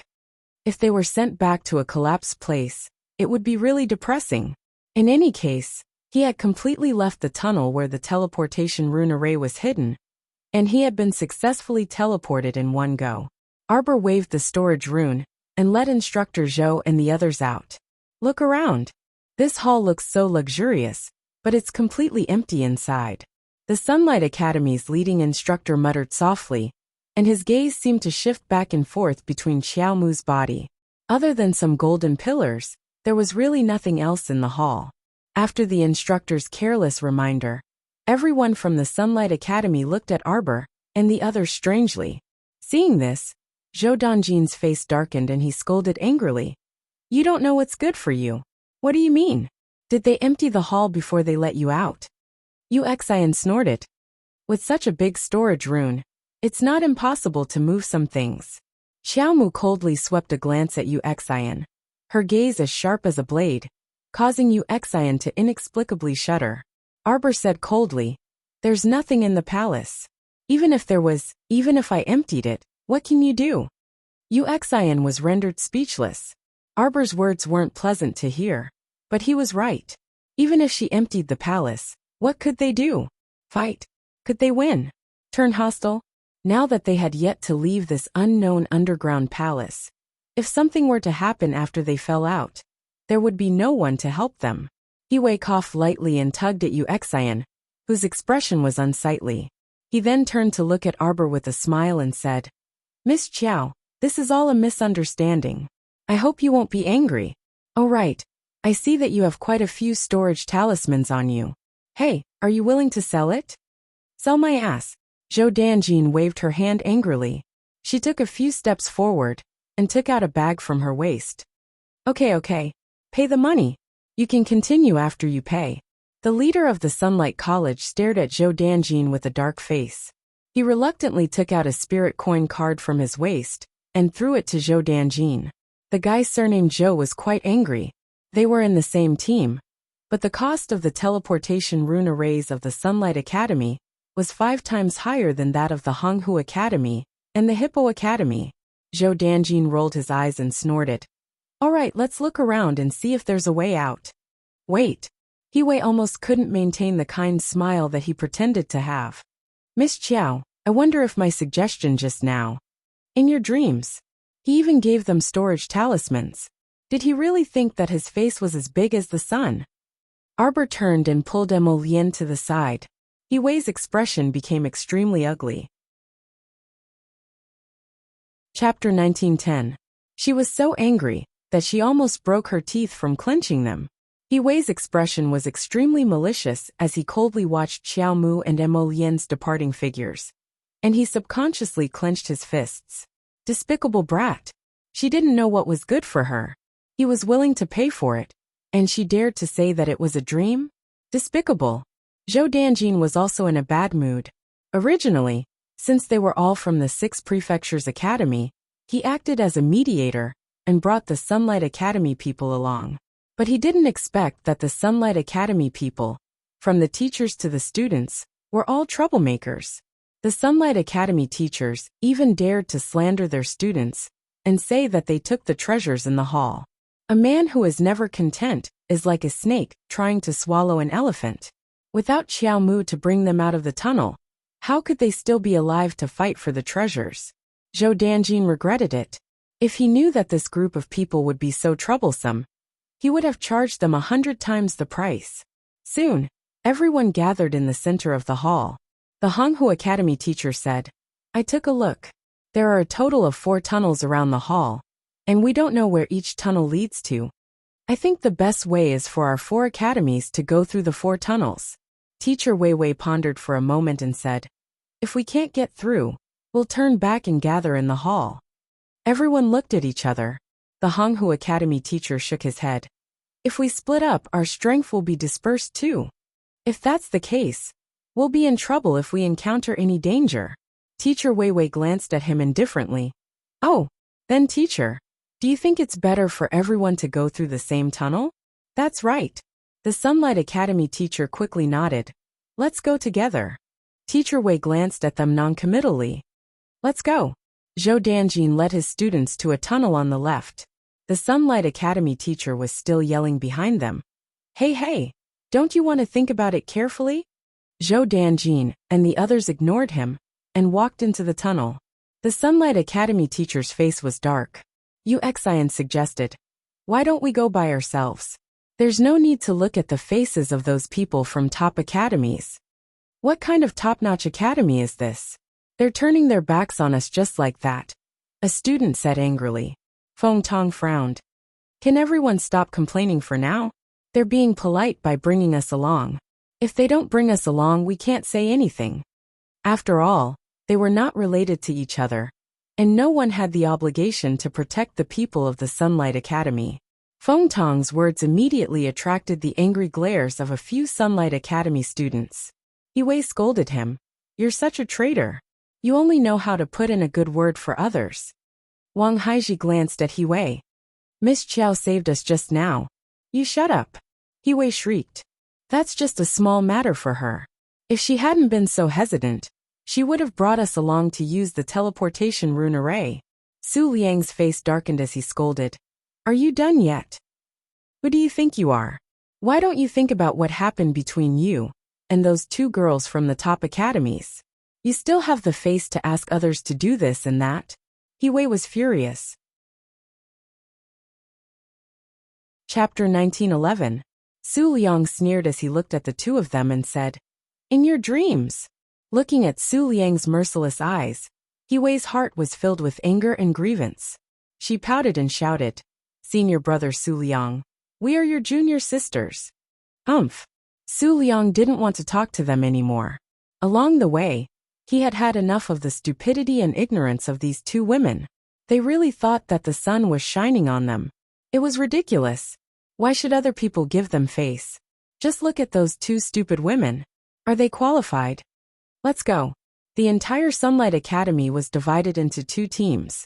Su Liang led Wang Haiji, Feng Tong, and a few other young men, and walked toward Arbor's team without looking back. The instructor from the Sunlight Academy had a gloomy face. His drooping mouth could almost hang an oil bottle, that his anger was obvious. He also wanted to refuse to follow the people from the top academy and take the other students to another path. But now wasn't the time to be angry. With his ability, if something happened, he might not be able to protect so many students with the other two instructors.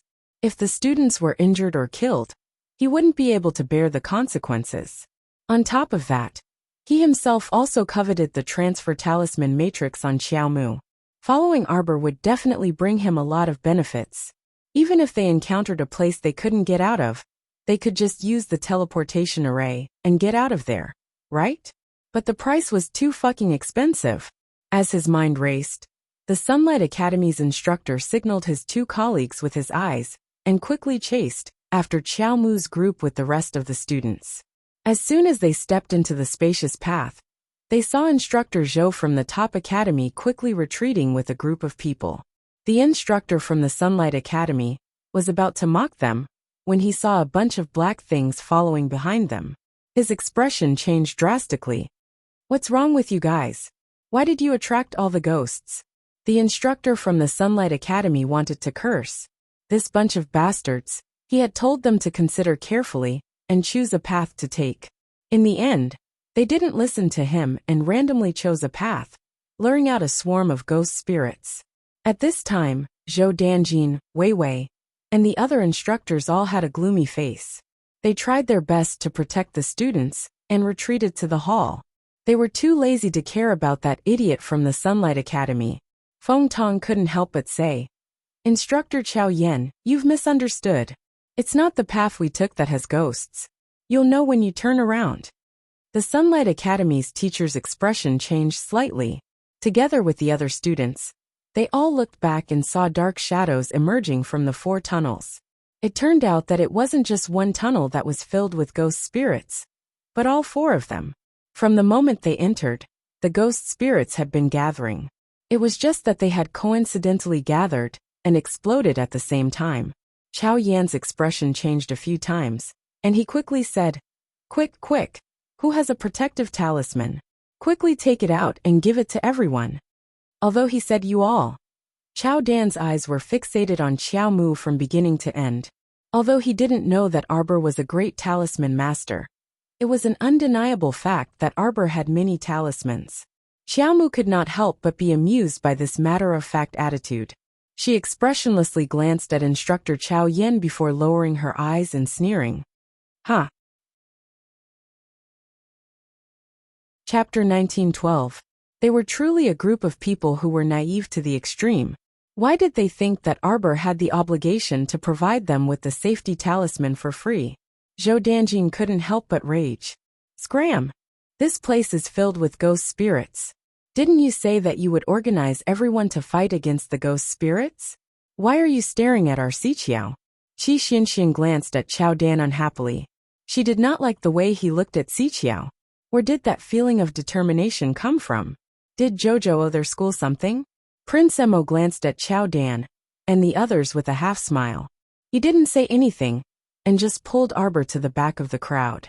His attitude was clearly saying, Go ahead if you're so good. Jojo, You must be hungry after all this. Emolian patted her head and chuckled. What do you want to eat? Xiao Mu wore a, I'm full of anger from those people, expression as she said dispiritedly. Eating dragon meat is tasteless when I'm with these people. In Emolian's spiritual consciousness, little Seven flew into a rage. Master. Listen, listen, listen. She just wants to eat dragon meat. She just wants to eat me. No wonder she always beat him up whenever she saw him. She wanted to beat little Seven to death and roast him. What a violent woman. Master must be crazy to like her so much. All right. Emolian helplessly consoled our dear Seventh Yen who had gone berserk. Arbor looked up at Emolian and wrinkled his little nose. What are you doing? After saying one sentence he suddenly fell silent. Could it be that Seventh Yen was bad-mouthing Qiao Qiao to him again? Emolian couldn't help but laugh. She pulled Arbor and waved her hand to take out a small stool and a small square table from the storage talisman. Jojo, have some porridge first, okay? As he spoke, he took out the porridge that he had cooked in advance from the storage talisman and filled a bowl for Arbor. You only ate a carrot today. How can you continue like this? You'll lose weight. Come, eat something to fill your stomach. When we get out, I'll cook a big meal for you. Arbor thought about it and agreed.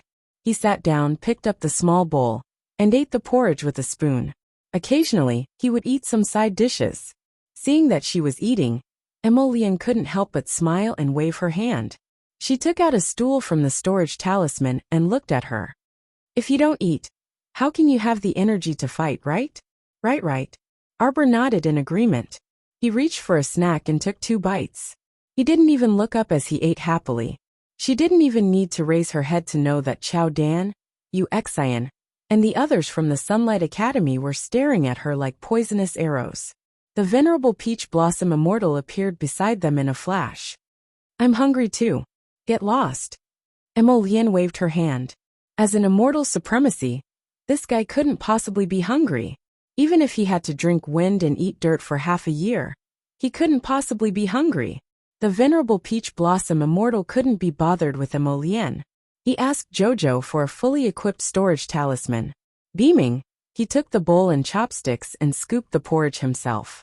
Emolian snorted. A immortal supremacy guy was actually a foodie. No one would believe it.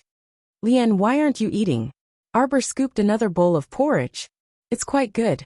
Emolian reached out and patted her head. Eat more. He didn't feel hungry at all. Naturally, he couldn't be like that foodie rotten Peach Blossom, who wanted a bite of whatever Jojo ate. Chapter 1913. Arbor finished 2 bowls of porridge and 3 pieces of pastries. She rubbed her round tummy, wiped her mouth, and stopped eating. She stood up and took out some fruits and pastries from her storage talisman. She waved at Qi Xianxian and the others and said, Xianxian, little fatty, come and eat something if you're tired. In front of her, everyone was fighting with a bunch of ghosts. It was chaotic and fiery, and all kinds of spiritual power were flying around. Compared to that mess, Arbor looked like it was just sitting there and watching the clouds rise. The scene was very funny. Zhou Danjin and the others turned around and looked at the little girl with their mouths twitching. They didn't know if it was their imagination, but they felt that there wasn't a single ghost around the little girl. What was going on? Xianxian and the little fatty were already dead tired, so they quickly ran towards Qiaomu when they heard this. The 4 to 5 ghost spirits that were baring their fangs and brandishing their claws abruptly stopped. When they were 8 feet away from Qiaomu, they abruptly shrieked and dashed toward instructor Chao Yen from the Sunlight Academy on the side. Chao Yen was shocked. He was already having a hard time dealing with 4 or 5 ghosts. At this moment, the spirits that were chasing after Qi Xianxian and little fatty were all attacking him. For a moment his back was wide open. Qi La. One of the spirit's sharp claws tore through his defensive barrier. Chao Xian shuddered when he felt the gloomy cold air enter his body. It was very unfair to fight ghosts. Other than fire spiritual masters, who had an innate advantage against ghosts, no one else could hurt them at all. A large amount of spiritual energy had been consumed, but the ghost spirit was completely unscathed. This was a very worrying matter. As Qi Xianxian was running, she suddenly stopped and looked at Qiao Mu with a strange expression. Arbor beckoned her with its little finger. Come. I have your favorite hibiscus pastries. However, Qi Xianxian ignored Qiao Qiao and abruptly turned around to run in the opposite direction of Qiao Mu. When the ghosts in all directions saw her, they all swarmed towards her. Qi Xianxian hurriedly took 2 steps back, and those ghost spirits turned around and left. Qi Xianxian took a few more steps forward, and the ghostly spirits rushed over. Yes, no wonder it looked so strange. Little Fatty could also tell what Qi Xianxian was doing. He walked to her side, and as if he was experimenting, he took 3 steps forward and 2 steps backward.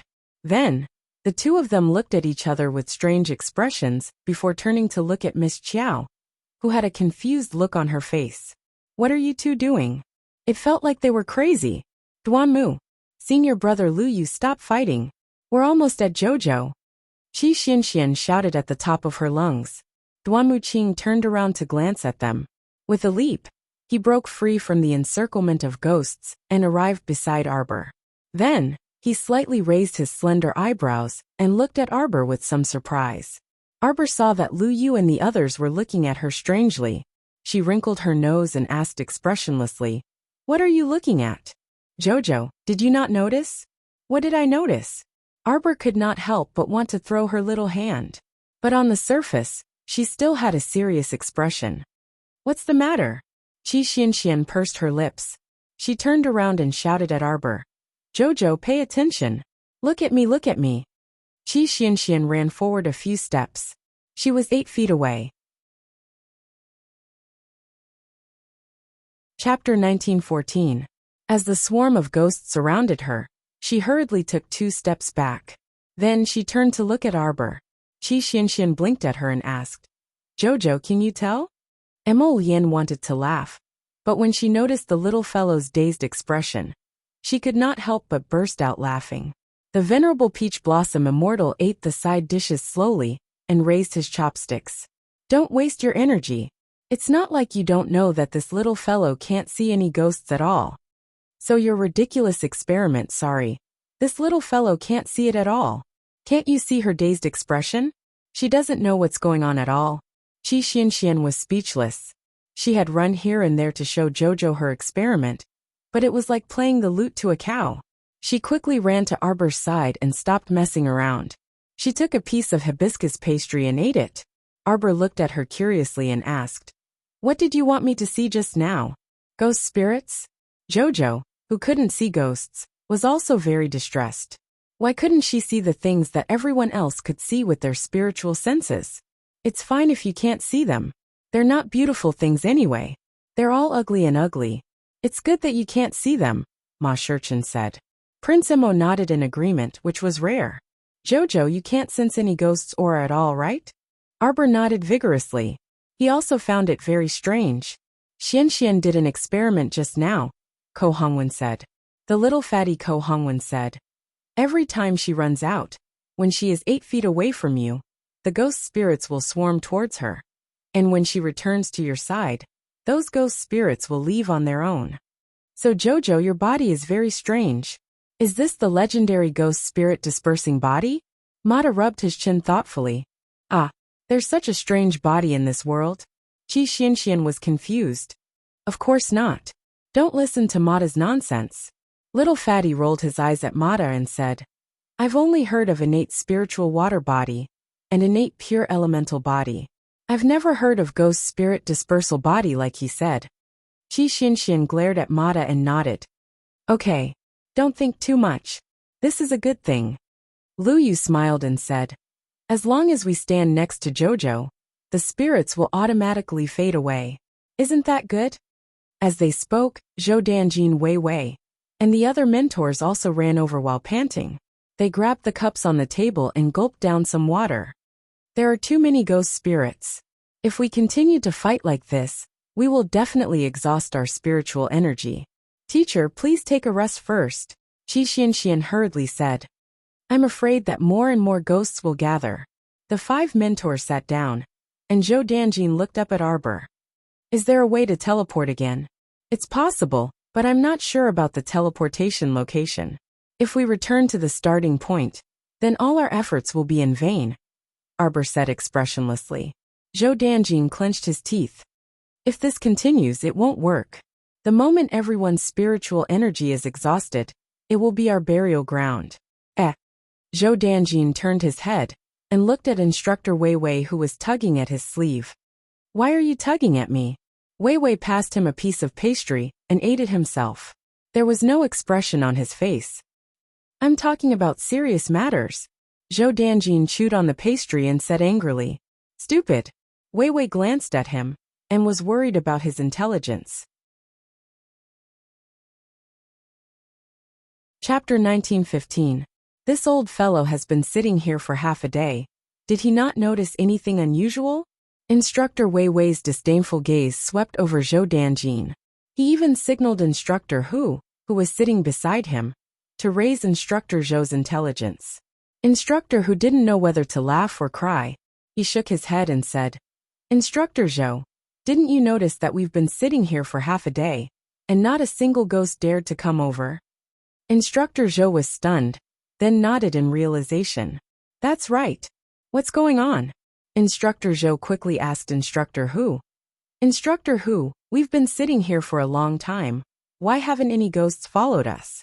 Mata's mouth twitched, and he coughed lightly. It's obvious, Instructor Zhou. We have Jojo, the ghost spirit's body here.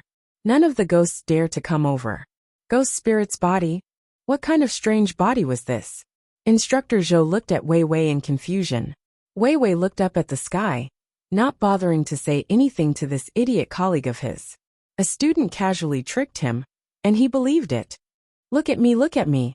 Qi Xianxian ran back and forth, letting Zhou Danjin see the changes in the ghosts. Zhou Danjin's eyes widened, and he looked around him in surprise. He nodded and said, It's really Ghost Spirit's body? Just now, they were dealing with a large group of ghosts, so who had the time to pay attention to the situation here? They only looked around and felt that something was off. Now that they had been sitting here for half a day, they immediately noticed the difference. Zhou Danjin's eyes brightened, and he quickly stuffed himself with food and drank 2 cups of water. He smiled and said, That's easy. Let's go, that passage is still very wide. We just have to surround Student Xiao, and we can continue moving. Wei Wei looked at Instructor Zhou with gratification.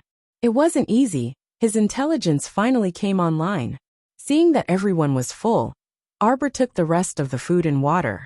Suddenly, he heard an angry rebuke. Wait! Yu Xian rushed forward and glared at the empty table. She was so angry that her eyes were vertical. You! Selfish! Yoshin screamed and pointed at Arbor with a trembling finger. Slap! Little Fatty swatted her hand away in annoyance. What are you doing? If you don't know how to speak properly, scram. What are you pointing at? Yu Xian glared at Little Fatty, her face flushed red. You guys are really... Simply, they had gone too far. You brought so much food and water, but you only care about yourself. Look at how tired everyone is. You. Very close to you. Miss Chiao interrupted Yu Xian's accusation with a cold face. I think you're probably a retard. Everyone was speechless. Yu Xian's eyes turned red as she clenched her fists. What will it take for you to share your food and water with us? With that attitude of yours, I'm not willing no matter what, Qi Xianxian said unhappily. Who do you think you are? Yelling and shouting at others. She wanted to be the young miss. Go home and be a rich young lady. Don't show off your IQ in front of us. Bitch! Yu Xian was so angry that blood rushed to her head. With red eyes, she threw a punch at Qi Xianxian and leaped towards her. Slap! Qi Xianxian didn't hold back. She wasn't an idiot. How could she not retaliate when someone pounced on her and bit her?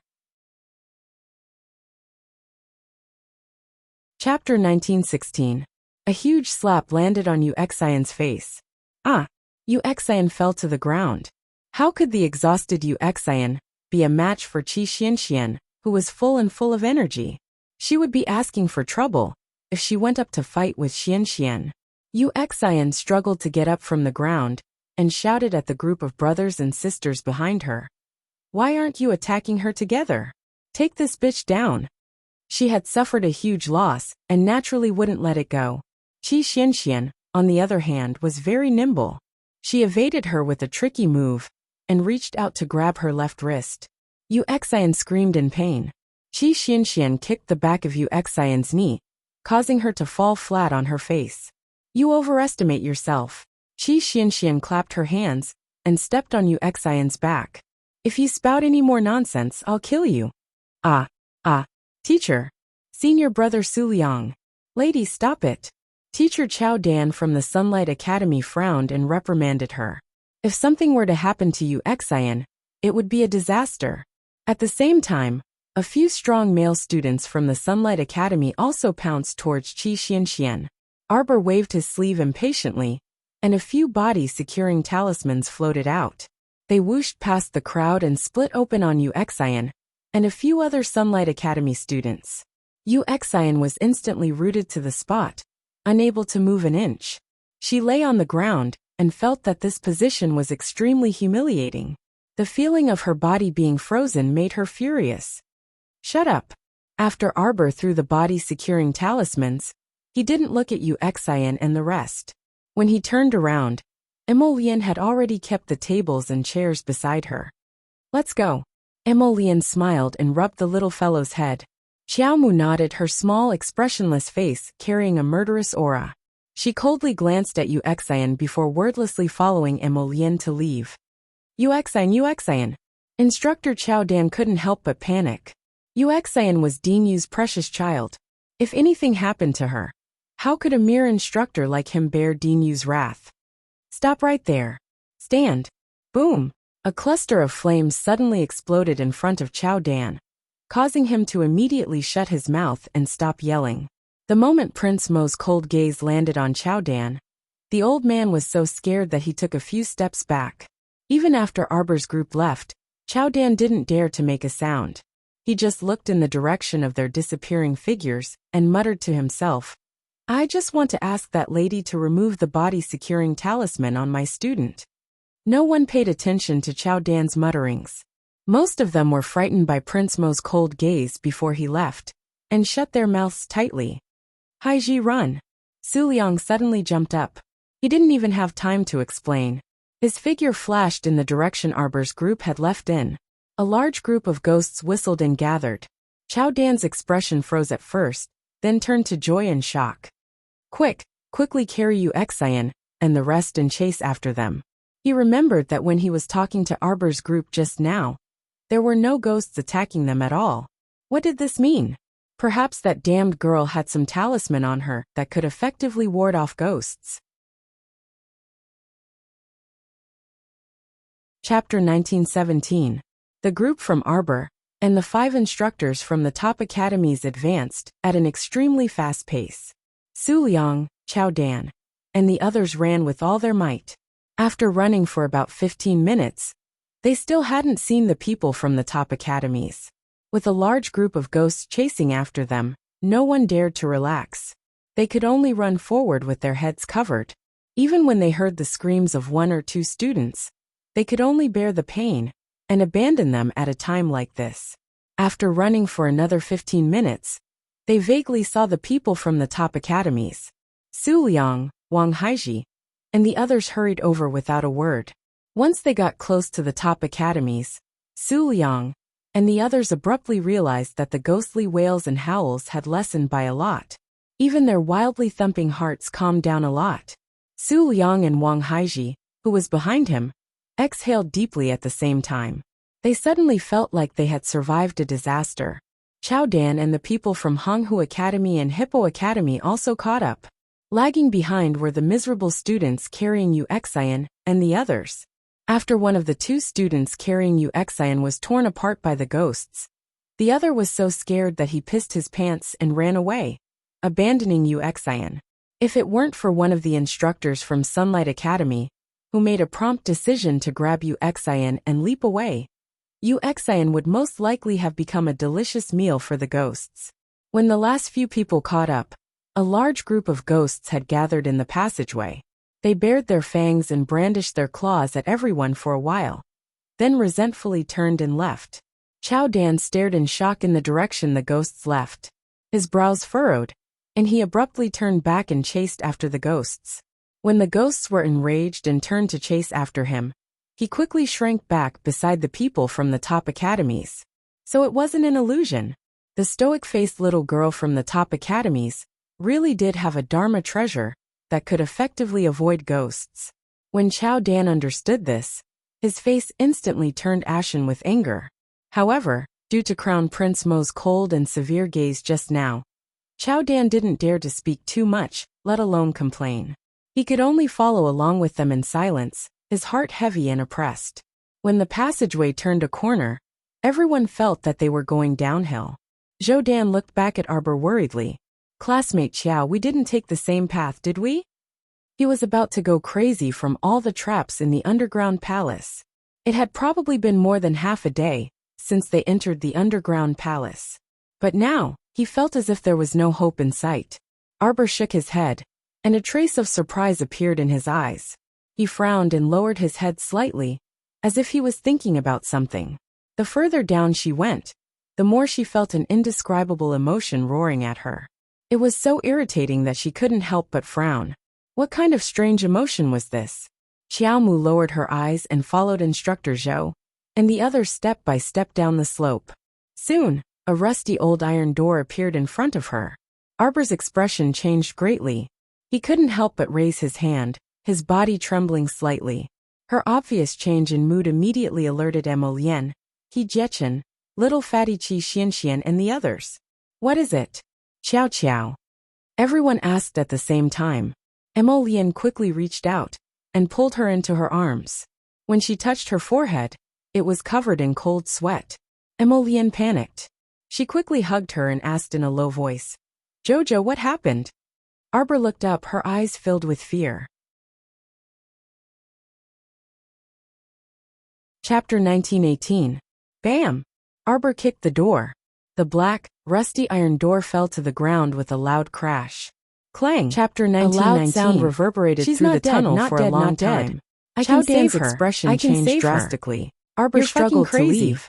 How could she make such a big commotion? Was she afraid that nothing would come to stop her? In an extremely gentle voice, were instantly filled with viciousness. "Jojo, it's okay." And she ruthlessly struck Chao Dan's chest. Arbor's eyes were hazy with tears, instantly sending him flying. She looked up at him blankly. He crashed heavily into the wall. And spat out a mouthful of blood. He caressed her trembling body and comforted her softly. The merciless Miss Chiao glared at the people from the Sunlight Academy with a pair of vicious eyes and felt that the man's pitch-black eyes were incomparably deep and serene. "If you don't want to die, giving her an inexplicable sense of peace." Just as Crown Prince Emo called out, turned his head and saw the little fellow charging through the iron others in a low water spirit sword everyone in hand understood and murderous and hastily rushed out the door. The moment she opened the earth cells one by one, a thick stench of blood mixed with the foul odor hit them in the face. Every person who was moved out was either in tatters or on the verge of death, and the others couldn't help but be startled. There were all kinds of torture instruments in the earth cells. Xiaomu was running at the front by herself, these people's dismembered bodies, and she kicked open the nearest prison door with a bang. And silently the cell door turned to dust. They were truly too miserable and shouted, "Who knew what kind of tragic things they had experienced?" After everyone moved the people out and lined them up in the passage, to the side of a single earthen bed in the center of the room, give them medicine one by one, patted the dying young woman on the bed one by one. Looking at her pale and sunken she muttered, and her skinny appearance, "I can save them." Instantly became a little blurry. Those people were all beyond cure. Wake up right now. Basically dead. Wake up. Even if they were given the best medicine, they were only hanging on to their 18 bottles of medicine. The injuries on their bodies were truly too severe. Some of their hands, the people from the Sunlight Academy who rushed into the cell were all shocked. Some had their stomachs cut open. This medicine, and half of their intestines were exposed. It smelled fragrant. Little brother, it must have cost a fortune. In the hearts of the Sunlight Academy students, Uncle, Miss Chiao was an extremely stingy little devil back and forth in the crowd like a spinning her away. Administering medicine, she was pouring medicine into the mouth of a dying person. An inexplicable sourness welled up in her heart. Cough, cough, cough. Xiao really hoped the weak woman on the bed twitched slightly. All right, she coughed a few times and opened her weak eyes. Moving forward. In a trance, you Exian angrily tugged at Arbor's sleeve from the ninth heaven. Anyone with a discerning eye can see that these people are at the end of their rope. I won't die and can't be saved. Arbor wiped away the dirt on her face. Arbor snapped. She looked at her with a determined hand away. He took out a cup of spiritual tea. And poured it into the mouth of a young man. Cough, cough, cough. You will definitely get better. The woman was clearly at the end of her rope. You will definitely get better. She stood up and opened her mouth to speak. When you Exian saw that no one stepped forward that she couldn't utter a single syllable. She couldn't help but say angrily. In the end, the woman didn't say anything. She looked at Arbor warmly and closed her eyes. What use would it be if her body was completely dead? And she quickly reached out to touch that girl's icy face. You should understand this better than anyone else. She repeatedly called out. As Yuxian's voice fell, quickly wake up. The little brother spat out a mouthful of blood. I have a lot of medicine. Arbor rushed over. Jojo hugged his dirty head, flashed to his wife's side and hugged the corner of his mouth. His palm gently patted her back as he said softly, "Don't die, little brother. She's already dead. Don't be crazy." Arbor shivered and hugged him back. Dead. After a long silence, angrily shouted, she suddenly burst into tears. Qi Xianxian and the rest glared at her. Yuxian straightened her neck and screamed, "You guys are glaring at me. Even if you kill me, I have to say it. Do you guys think it's a good thing to watch her go crazy and let her vent? Aren't you afraid that she'll go crazy and become a demon? He's dead." Yuxian didn't back down and glared back. "You guys don't dare to tell the truth, but I dare to." Chapter 1920. Arbor was like an ignited firecracker. She rushed up to Yuxian and gave her a good beating. "He's not dead, he's not dead, he's not dead. He's dead." Yuxian rebuked angrily. "These people are hopeless. You're just wasting your energy. Even if you beat me to death today, these people won't come back to life. You said that I was dreaming. I'll return those words to you now." Xiaomu was startled, and then her small fist slowly relaxed. She put down her hands and hugged herself into a ball, burying her small face into her arms in a somewhat sorry state. "You're right. I'm useless. It's all my fault. I'm useless. It's my fault. It's all my fault." She cried like a child, curling herself into a shrimp ball. Her voice was choked with sobs. Her shoulders drooped and trembled slightly. Her heart was in a mess. She was indeed useless. It was only now that she realized that this hell on earth was the place where Fan Qiuha had imprisoned her. If she had known about this place earlier, would she have been able to save them? Yuxian was stunned. She stretched out her leg and kicked her lightly. "Get up. Where's the smugness you had when you called me a retard? Where's the arrogance you had when you threw Mentor Chow out?" Arbor hugged her body and ignored her. She wished she could bury her head in the ground. Seeing her blaming herself, Emolian's heart ached. He quickly walked up to her and pulled her into his arms. He glared at Yuxian angrily. Although this woman's words were reasonable, but his heart ached. Couldn't she use a gentler method to enlighten his Jojo? "Don't be afraid, Jojo. Don't be afraid." Emolian patted her body and murmured softly, "The dead are gone. Everything will pass. What we need to do is figure out how to ferret out the murderers behind the scenes and make them pay the price they deserve." These bastards had caused his Jojo to break down. No matter what, once he found them, he would tear them into pieces and burn their bones to ashes. "There's a child here." Duan Muqing suddenly walked over with quick steps. In his arms was a child who was as thin as a little monkey. Emolian loosened her grip slightly. She took the child from Duan Muqing's arms and handed him to Jojo. Arbor hurriedly wiped away his tears and began to treat her wounds. He also gave her 2 or 3 mouthfuls of the nutrient solution to recuperate her body. Only then did he raise his head and say, "He can be saved." This child must have been brought in not too long ago. Although he was so skinny that he was almost out of shape, at least his hands and feet were in good condition, and his stomach was not cut open. "All right, after we get out, we'll find a good family for this child. He'll definitely live a healthy and happy life." Prince Emo nodded. Xiaomu nodded and reflexively hugged this child, who was as thin as firewood tightly. Emolian looked up and said, "The smell here is not good. Let's go out and rest for a while." No one objected. Because they had witnessed such a tragedy, everyone moved forward quietly. They didn't fight with each other anymore. One of the instructors sighed and said, "Life is really fragile. In limited time, it was better to do more meaningful things." After the group left, Arbor turned to look at the prison that was emitting a faint purple light. He knew that Emolian had burned the corpses. The 6th watch ended. Mobile QQ News. Reading. My Activity Center. Creation God 101. Vote for me. Vote for me Ziyunshi. Let's do something big. This week's Creation 101 has more than 80 million votes. Chapter 1921. Everyone, rest here for a while, Zhou Danjin said. Everyone consciously leaned against the walls and sat down. Here. Arbor suddenly tossed a bottle of medicine into Wuxian's hand. Wuxian was taken aback. She looked up at the little stoic sitting across from her and snorted, mumbling as she smeared the medicine powder on her arm. She gave that guy a beating just now, so there were finger marks all over her arm and neck. He should give it to her. Arbor also snorted and tossed her another bag of food. Take it and share it. Wuxian was dumbstruck for a moment. She opened the bag and saw a lot of food and fruit inside. It was about the same as what Arbor and the others ate just now. Wuxian was happy on the inside, but she didn't show it on the surface. She picked up the food and passed a portion to Hiwei beside her. For your instructor. Arbor tossed 2 pills to Wuxian, as if he was throwing trash. Then, he turned his head and hid in Emily's embrace, ignoring them. Wuxian harumphed. Your attitude is bad. Your attitude is bad too. Arbor turned his head to glare at her. When he thought of how he lost control of his emotions and bawled his eyes out in front of so many people, he felt ashamed. He quickly turned his tsundere little head and buried his face in Emily's embrace. Prince Emo reflexively patted her head, but his gaze seemed to be fixed in the direction of the dungeon flickering with purple flames. Jojo, he asked softly, are you sure that Fan Qiuhe was the one who set up this dungeon? Of course she was sure. She recalled it when she saw that rusty iron door. Back then, when she was carried out of this dungeon by Omega Kotoku, she faintly caught a glimpse of it. Although her memory was a bit hazy, she wouldn't forget that familiar fishy and stinky smell until she died. She had stayed in this place for 2 whole years, from a healthy young girl to a monster with crippled limbs and skin all over. Of course she couldn't forget this place. Arbor was silent for a moment before nodding and saying, I'm sure. Who's there? Suddenly, the Peony Fairy's clear and melodious voice came from the side. A palm wind passed through the wall. A faint shadow suddenly flashed past the end of the brick path. Arbor was the first to jump up and quickly chased after him. Fan Qiuhe.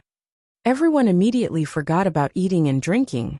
They hurriedly put away the food and water and hurriedly chased after him. Soon, everyone heard the sound of fighting coming from the front. When he rushed over, he saw that Miss Qiao and Prince Emo were surrounded by over 100 blue-clothed men with short lapels. The 2 of them attacked fiercely, as if they were chopping vegetables and melons, aiming for the neck of the green-robed man. Within a short period of time, more than 10 people had fallen around the 2 of them, forcing the encirclement to move back half an inch. Everyone, let's go together. Zhou Danjin whistled and led everyone to surround them. Without saying a word, they began to attack. There was nothing much to say to these enemies who had appeared out of nowhere. Just go up and kill them. Everyone rushed forward and attacked the dozen or so green-robed men on the periphery of the encirclement. Their swords and sabers greeted them without any mercy. Fan Qiuhe, that coward, where is he? Arbor asked coldly as he pressed a dagger against one of the men's necks. I don't know. The green-robed man had just finished speaking when he saw Arbor raise his dagger and cut a line of blood on his neck. Chapter 1922. Before the man died, he looked at her in astonishment. This vicious and merciless little girl fell to the ground. Arbor was ruthless and didn't waste words with these people. Anyone who said they didn't know Fan Qiuhe was sent to hell by her, until she grabbed a young man in green with one hand and held a dagger to his neck. She said as usual, where is Fan Qiuhe? That person had long been scared out of his wits by her ruthless methods. He hurriedly said, young master, he's up there. Go. Arbor grabbed that person's collar and dragged him out of the encirclement like a chicken.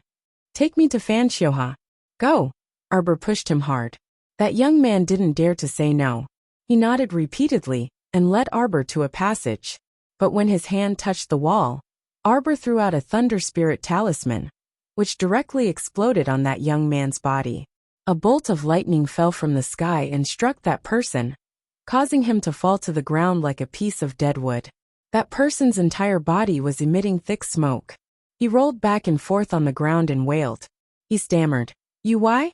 You. The little girl looked very young, but he didn't expect her to be so scheming.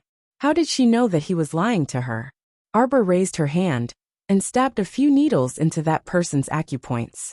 That unlucky person rolled back and forth, crying out involuntarily. He only felt that a terrible pain in the depths of his nerves was infinitely magnified countless times. From top to bottom, there wasn't a single part of his body that wasn't screaming in pain. He was in so much pain that he broke out in a cold sweat. He felt like his head was being rapidly stabbed by hundreds of rows of needles. That kind of pain was simply driving him crazy. "You still want to play tricks with me?" Arbor asked coldly. "If you don't answer honestly, I have hundreds of ways to make you suffer so much that you'll wish you were dead. But you'll still be half dead, half alive, and have a clear mind." The man's entire body trembled, and he was in so much pain that he roared back and forth on the ground. On the other side, most of the green-robed men were about to be slaughtered by Zhou Danjin and the others, with the exception of a few who were lying on the ground with heavy injuries and on the verge of death. Xiaomu didn't waste any more words with the man who had been struck by lightning until he was emitting black smoke from his body. She picked him up like she was picking up a chick and dragged him forward like she was dragging a dead dog with large strides. "Where is it? Speak. You won't be able to find young Master Gong." The man finally revealed the truth. "Young Master Gong has already left with Vice Sect Leader. And you can't leave this place at all." After the man finished speaking, a strange twist appeared on his face. Arbor pointed a finger at his neck and sneered. "You want to die? It's not that easy." Roar! Roar! Arbor turned his head to look. He dragged the young man with one hand and pulled out a crow-repeating crossbow with the other. He aimed at the newcomer and fired 5 arrows in quick succession. The 5 black gold arrows pierced through the heads of more than 10 corpse puppets. The 3 little white dogs that had been obediently squatting in the corner suddenly started barking. "Let's go!" Wei Wei raised his arm and shouted. Everyone cautiously activated their defensive barriers and rushed forward to fight the corpse puppets at close range. Chao Dan kept reminding the students, "Everyone be careful. Everyone, be careful not to get caught by the corpse puppets. Pay attention to your defenses. Pay attention." "Enough, old Chao. Don't keep begging us to be careful."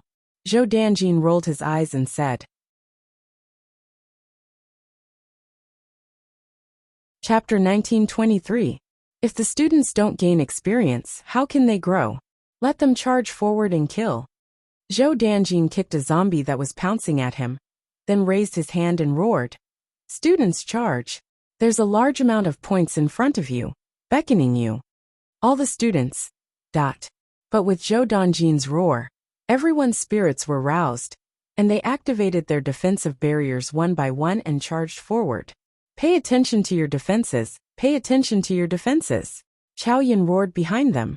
"Don't panic. Group up in 2s and 3s. There's no need for you to play hero and fight alone." "Old Chao, you can't be so cowardly. Do you still want your points?" Zhou Danjin couldn't help but complain. "Bah!" Chao Yan was furious. "Points, points, points. If we lose our lives, what's the point of having points?" The two of them bickered behind them as they slaughtered the zombies around them. Everyone slaughtered their way through the zombie horde, but they didn't even have time to pick up the piles of bones on the ground. Just like that, they slaughtered their way forward, and when they finally exited the passageway, they were immediately enveloped by a glaring light. Everyone subconsciously closed their eyes, but they didn't dare to relax at all. "Everyone gather here." After Arbor's cold shout, Zhou Danjin led the group of students and ran to her side. This was probably the main hall of the underground palace. The reason why everyone found it glaring was because there was a large circular crystal in the center of the main hall. The smooth surface of the crystal was currently reflecting rays of dazzling light, dazzling everyone for a moment. "Be careful." Little Fatty flew up and kicked away a zombie, then reached out and pulled Xian. "If you can't do it, everyone close your eyes and use your spiritual awareness to look." Although it was more taxing on spiritual awareness, in the current situation, with their eyes open, they couldn't see their surroundings clearly due to the blinding light. "Stinky girl, let's see how you leave here alive." The green-clothed man, who was on the verge of death from the lightning attack, barely managed to speak, his eyes full of viciousness. "Woof woof woof. 3 little puppies pounced forward and bit that man's leg. Ah! The green-clothed man felt like he was about to die. Even when the 3 little puppies bit him, the pain was infinitely magnified, causing him to twitch uncontrollably. What a joke! He was already useless to this extent. Arbor swung his arm and threw him towards the corpse hag with its fangs bared. The corpse puppet probably didn't expect that someone would suddenly feed it. It paused in its steps and suddenly reached out to grab the green-robed man's waist. Ah, no, no. Ah! Crunch! The corpse puppet monarch lowered its head and fiercely bit down on the man's hand, happily eating. When the other corpse puppets saw this, they immediately ran over with envious eyes and gathered around the green-robed man. It didn't take long for them to devour him. With a kick, Xiao Mu dragged the other people that everyone had tied up to her side. She then swept her icy gaze over the shivering men. Where is Clear Sky Faction's headquarters? No, no. Ah, my great aunt, this little one really didn't know. Seeing their companion die so miserably, the men in green were about to go crazy. They lay on the ground in fear and raised their heads with bitter expressions. They kowtowed repeatedly and cried, "It's really grand, Aunt." Yes, yes. We were blindfolded when we entered and exited the Clear Sky sect.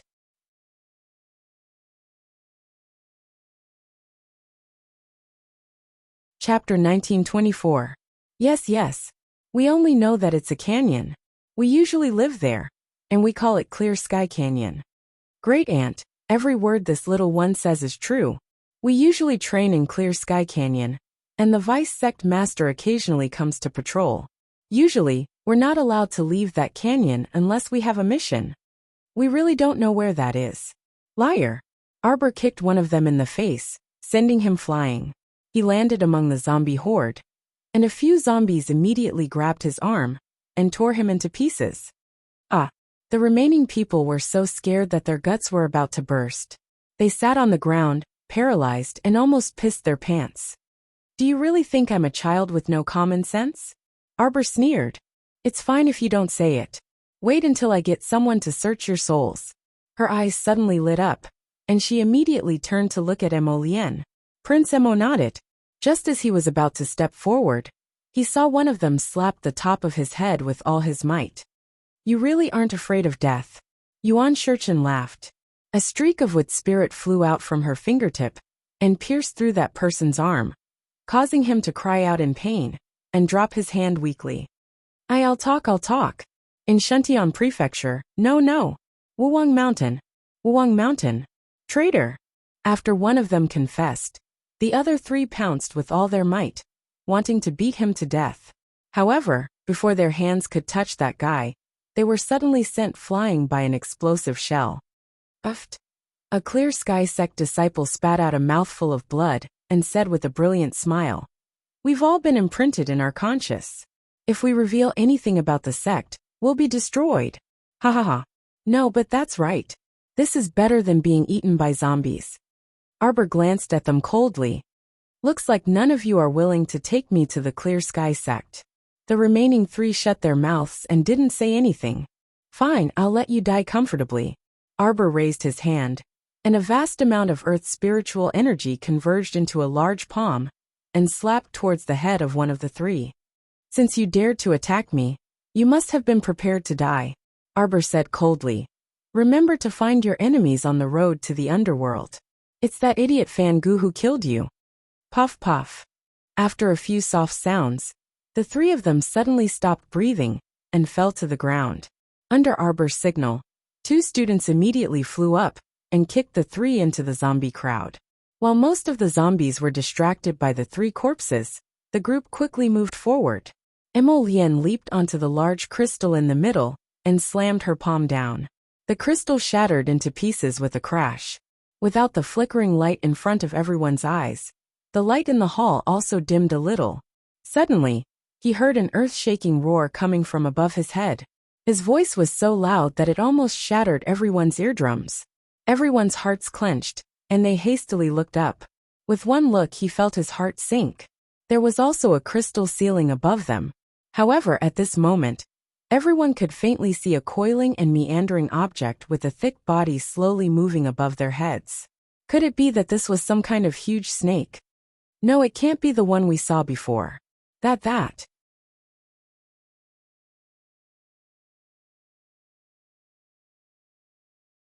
Chapter 1925.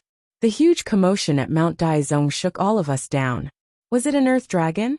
A student stammered, his face pale and powerless. Everyone stared with wide eyes and looked up. The more they looked, the more they felt. This brother might even know the truth. Woof, woof, woof, woof, woof. The three puppies suddenly barked at the top.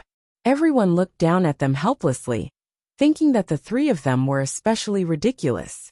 These three little puppies were courting their own deaths. With their bodies, they probably wouldn't even be enough to fill the gap between the teeth of the one above. Woof, woof, woof. After the three corpse puppets had finished eating the corpses, they didn't come forward to attack Arbor and the others. Instead, they quietly retreated to the side, as if they were waiting for some grand arrival. Another terrifying roar came from above the crystal roof, accompanied by the ridiculous barking of the three puppies. Everyone felt a chill in their hearts. They subconsciously leaned closer and nervously gripped the weapons in their hands. Looks like this will be our last battle. Zhou Danjin laughed bitterly. Just the pressure emitted by the big guy above was enough to make people feel terrified. Not to mention that it was separated by the transparent crystal roof. Woof, woof, woof, woof, woof. The three puppies rushed forward and bared their teeth at the crystal roof. Everyone was speechless. We're ignoring you. You three are really excited to bark. Arbor looked down at them helplessly. Everyone, summon your mystical beasts and prepare for battle, Arbor said calmly. During the chaotic battle with the corpse puppets, everyone had the same idea, that they couldn't summon their mystical beasts. Apart from flying mystical beasts, most of the mystical beasts on the ground relied on their physical bodies to fight with humans. They had no advantage over the corpse puppets. But now, they had reached the point where they had no choice but to summon their mystical beasts. Mystical beasts appeared beside everyone. For a moment, their huge bodies almost filled the center of the main hall. Fortunately, the space in the main hall was very large. Even if there were so many corpse puppets eyeing them covetously, it was enough for them to stay. After Qi Xianxian and the others summoned their mythical beasts, they hurriedly summoned their summoned beasts as well. At this moment, the sound of crystal cracking could be heard from the crystal ceiling above them. Dao Wuji laughed. I didn't think that I would be able to meet an adult saint beast in such a small crappy mountain. My luck is really good. When everyone heard Dao Wuji's words, their hearts sank. Saint beast. These students had almost never seen a holy beast in their entire lives. After all, they had only seen holy beasts in books. Who would have thought that he would be able to feast his eyes today? He didn't know if he was unlucky or extremely lucky. Everyone couldn't help but smile bitterly as they looked at each other with bitter expressions. Prince Emo turned to look at Instructor Wei Wei. Bring everyone back. Pay attention to your surroundings. You guys are in charge of dealing with the corpse puppets. You don't have to worry about the rest. Arbor also had the same idea. Letting a group of little spirit masters go up against a sacred beast was definitely courting death. Moreover, there were many students among them who couldn't even afford to equip themselves with spirit beasts. They were all just Xian beasts. Xian fatty, pay attention to your defenses. Be careful, the students from the other academies all said. Chapter 1926. The instructor from Honghu Academy nodded at Arbor and the others. They had been on the same team for a long time. If he still couldn't see the abnormality in Arbor and Emolien's group, then he was really blind. Ga. Bang! The crystal ceiling above them finally cracked. Woof woof woof woof woof. To everyone's surprise, it wasn't Emolien, Yuan Shurchen, or little Taisui who made the first move. Instead, the three puppies pounced with all their might and opened their mouths to bite the giant tail hanging in the air. The giant tail was covered in dense scales, so thick that it was frightening. Even so, the three puppies, who probably hadn't even grown their teeth yet, bit off several scales and spat out a few mouthfuls. Everyone was stunned. Arbor also raised her eyebrows in surprise. She looked up and down at the puppies who landed on the ground, rolled together, and continued to bark at the giant tail hanging in the air. The curled scaled tail hung down, and it was actually dozens of meters long. It crashed to the ground with a boom, and the crystal fragments were swept away. "Defend!" Zhou Danjin shouted in a deep voice. Everyone began to circulate the spiritual energy in their bodies, and each of them activated their defensive barriers to the limit, only to hear a series of fine duck duck duck sounds. The crystal shards that were flying towards them were all blocked by the defensive barrier.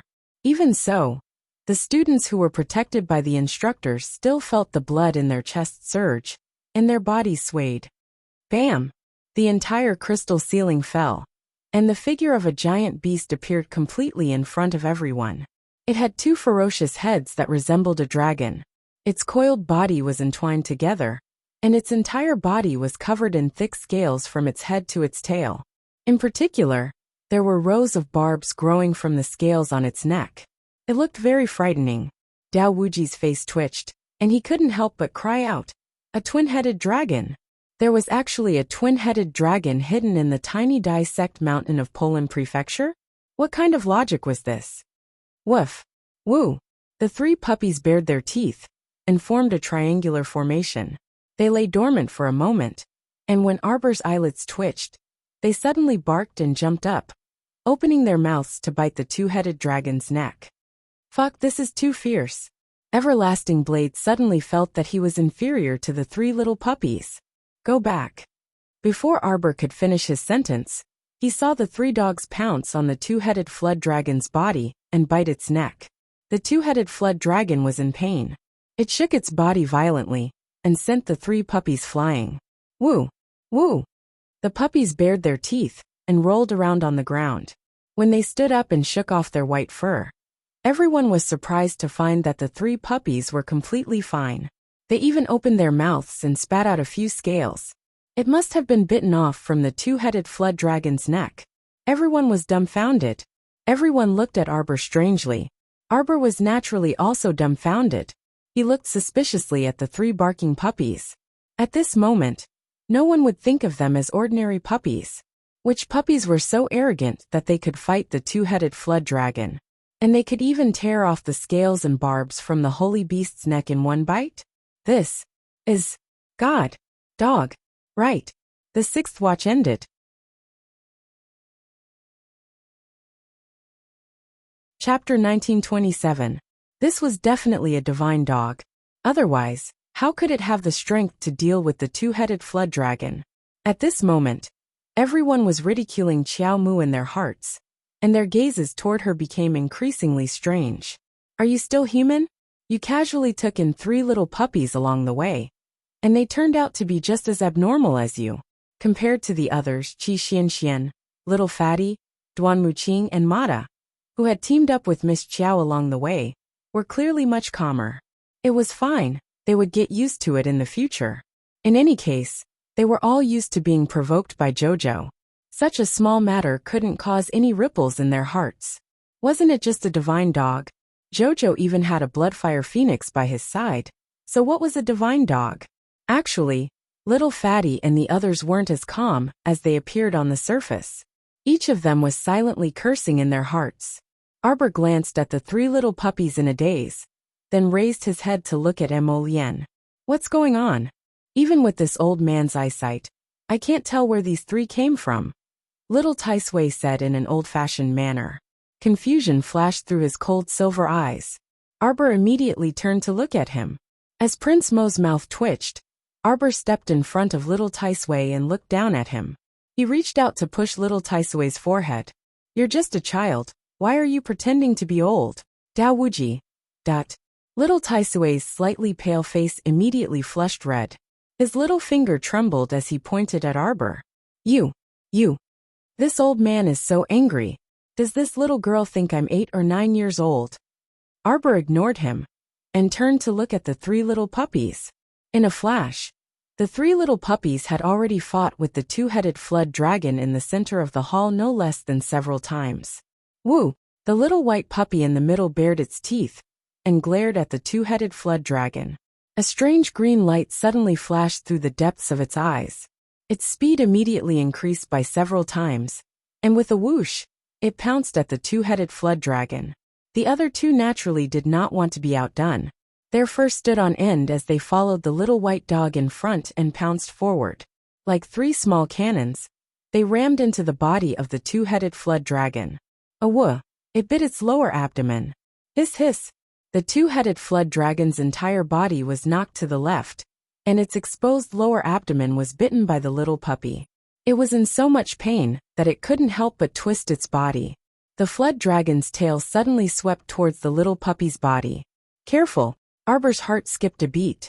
At the same time, Yuan Shurchen and Emolian charged towards the two-headed flood dragon as fast as lightning.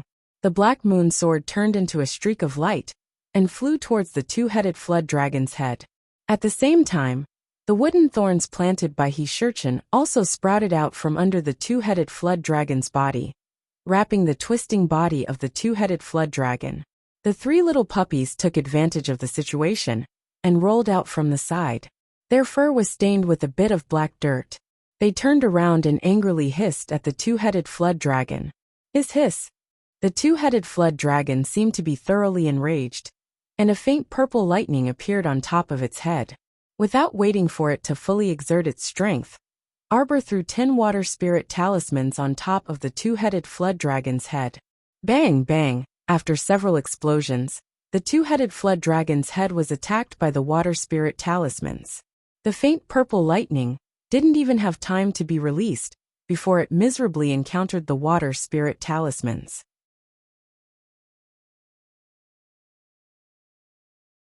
Chapter 1928.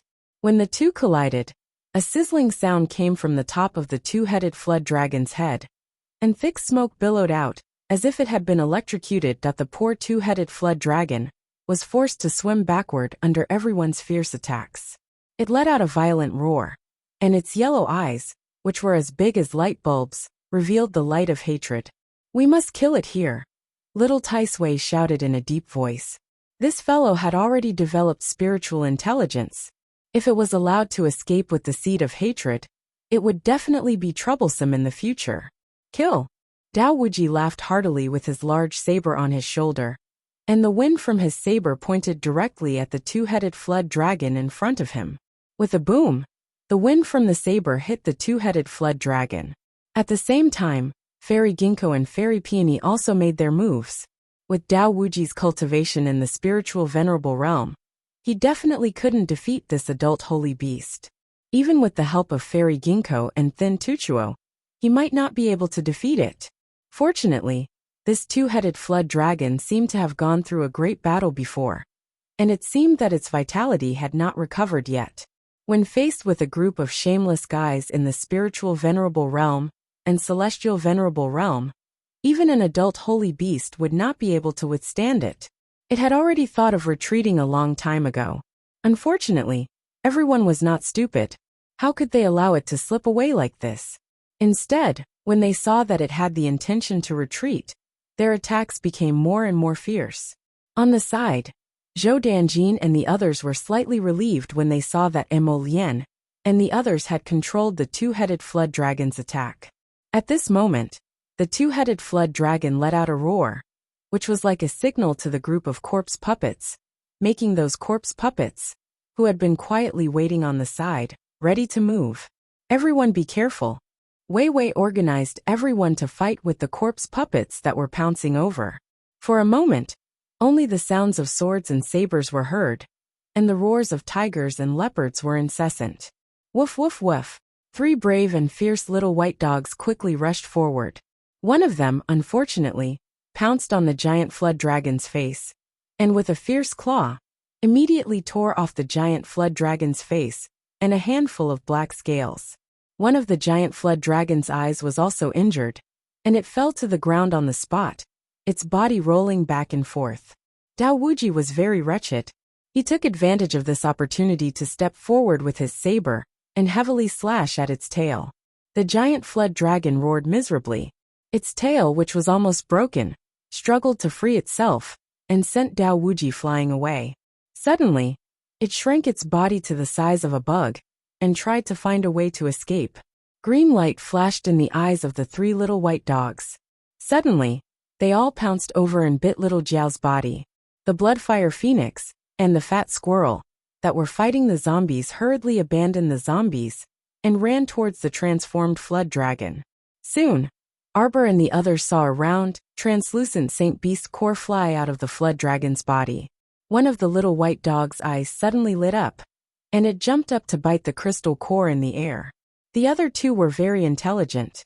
They pounced at the Bloodfire Phoenix and the little fat squirrel that were eyeing them covetously, blocking their path. The crystal core was about to fall into the little white dog's mouth.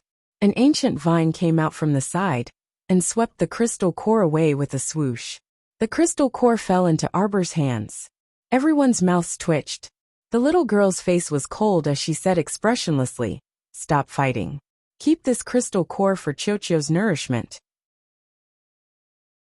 Don't even think about it."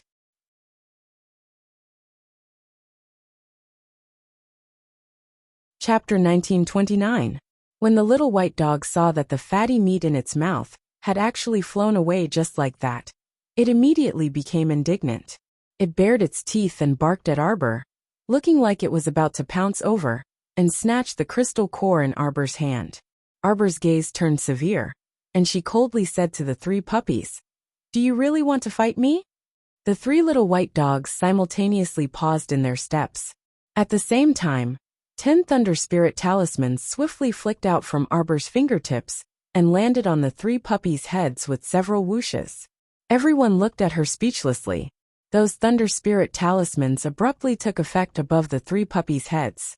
Rumbling lightning exploded from the talismans and enveloped the 3 puppies, immediately striking those 3 pitiful little white dogs until their fur turned green and black, and they pitifully whimpered a few times. Dao Wuji couldn't bear to watch this any longer and covered his face with his hands. He didn't expect Boss's wife to have this kind of personality.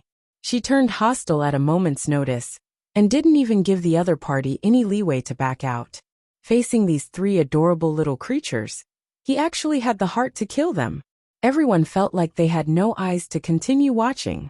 Pitiful little white dogs, didn't they know the story of the mantis stalking the cicada, unaware of the oriole behind? Woo! Woo! The little white dog circled around everyone's feet, looking somewhat miserable. She really didn't expect that the sacred beast crystal core she coveted for so long would fall into someone else's hands just like that. Woo woo woo. The little stoic expressionlessly looked down at them. "What exactly are you? Reveal your true forms." The 3 little puppies angrily barked at her, and their originally pure white fur turned greenish-black and exploded. Arbor had already put away that sacred beast crystal core long ago, and indifferently swept her gaze over the 3 little puppies. She didn't feel the slightest bit guilty. These 3 little puppies originally ran over to follow her with impure motives. Wasn't it because she fancied their strength and wanted them to deal with the 2-headed flood dragon? Perhaps the 2-headed flood dragon's previous injuries were caused by these 3 puppies? Although Arbor felt that it was a bit inconceivable, it connected after careful consideration. She would be an idiot if she still thought that these were just 3 normal hounds. Since the cute little puppies were unwilling to revert to their original forms, then so be it. She didn't have the mood to be long-winded with them, so she waved her hand and said, "Since the 2-headed WIRM has been taken care of, you can leave now." These words not only infuriated the 3 puppies, even the crowd felt that Miss Chow was too much of a bully. Oh no, she was bullying dogs. Woo! The little white dog scurried to Arbor's side. Seeing this, Prince Mo's face turned cold, and he wanted to kick the 3 dogs away. Unexpectedly, woo-woo, woo-woo, the 3 black-furred puppies tugged at Arbor's skirt and started sobbing. Everyone was speechless. Wasn't this too dramatic? The little white dog that had charged at the 2-headed flood dragon earlier was now shameless for the sake of the holy beast crystal core. That if the little white dog could speak now, it would definitely rebuke the crowd. "We've even lost the holy beast crystal core. Do we still have any face left?" Arbor looked down at the 3 puppies and expressionlessly took out a porcelain bottle from her pocket. She poured out 3 pills and held them in her palm. "Don't cry. Haven't you heard of not easily shedding tears? This Holy Beast crystal core is for little ball. The next time I get a Holy Beast crystal core, I'll give it to you. The little fellow handed the pills to them with a cold face. Here.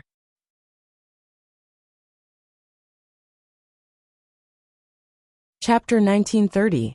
Woof. Woof woof. The three dogs immediately roused their spirits and hurriedly ate the pills. They rolled around while hugging Arbor's skirt, feeling a trace of comfort all over their bodies. As soon as the pill entered his body, it immediately emitted a warm steam, and his 5 viscera and 6 bowels felt a trace of warmth. The internal injuries that they had suffered while resisting the 2-headed flood dragon, as well as the fur that had been charred on the outside and tender on the inside from the Thunder Spirit Talisman's explosion, were all recovering at a speed invisible to the naked eye. Woof, woof woof woof. The 3 puppies circled around Arbor's feet. The little stoic said expressionlessly, "You can follow me, but you have to abide by my rules." The 3 puppies raised their heads to look at her. 1 bark means you agree, 2 bark means you don't agree. If you don't agree, then you can scram. Arbor continued. The onlookers couldn't help but twitch their lips. The scene before them could truly be immortalized in a painting. 1 stoic face, 3 tormented silly puppies with drooping fur that was almost unrecognizable from their original white fur. First, you have to listen to me in everything. Woof, everyone. Second, you can't go west if I tell you to go east, and you can't go north if I tell you to go south. Woof. Third, you have to give me all the zombie cores you secretly collected along the way. You have no use for these things. In the future, you have to give anything you pick up to me, and let me distribute it. If I don't give it to you, you can't snatch it, much less steal it. Woof woof. Scram. The stoic face turned merciless. Everyone. Crown Prince Emo instantly had the urge to burst into laughter, but when he looked at his wifey's serious stoic face, he felt that if he laughed out loud, it would definitely make his wifey unhappy. Hence, he held it in from the side, holding it in with great difficulty. Woof. The 3 puppies drooped their heads and crawled to her on all 4s. The first puppy shook its entire body, shaking out the crystal cores in the dozen zombie heads. The second and third one also followed up and did the same thing. They shook their small buttocks and heads, shaking all the fur on their bodies, as they threw the small pile of crystal cores they had hidden on their bodies in front of Qiao Mu. There's more. Miss Qiao was expressionless. Everyone. Why did they all feel that the puppies in front of them were so miserable? The 3 miserable puppies shook their fur pitifully, shaking with all their strength, and shook out all the treasures they had hidden away. These 3 little fellows might have been the overlords of Dai Zong Mountain for a long time. Xiaomu stretched out her hand and collected all the things on the ground into her storage talisman. She planned to sort them out when she was free and toss all the weapon refinement materials to Crown Prince Mo. Dao Wuji's face twitched, and he almost couldn't resist asking, "Why do you have so many rules?" "To be supplemented," the little stoic said dryly. "We'll talk about it when we run into trouble in the future.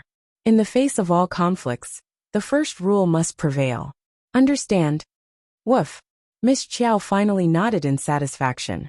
"We can go now." Bang bang bang bang bang.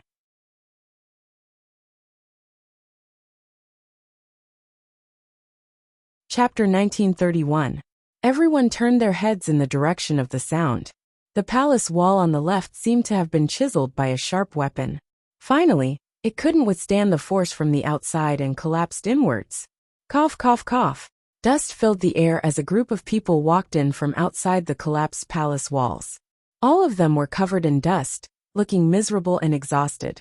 Aren't these people from Jiaqing Academy and Longjing Academy of Ani Prefecture?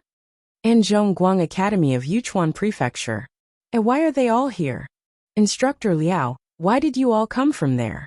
The instructors from Yuchuan Prefecture's Shuangfeng Academy naturally recognized Zhongguang Academy of Yuchuan Prefecture.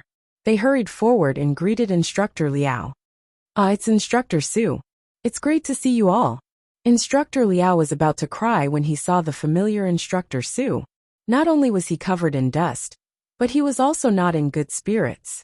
As for the teams formed by the other academies, they were basically in the same unfortunate situation. "Xiao, Miss Xiao?" A surprised voice reached Arbor's ears. Xiaomu looked up and saw the tall and slender Bai Xia striding toward her with a hearty smile. She cupped her hands and asked, "Do you still recognize me, Miss Xiao?" Arbor saw that her clothes were wrinkled, but she looked fine.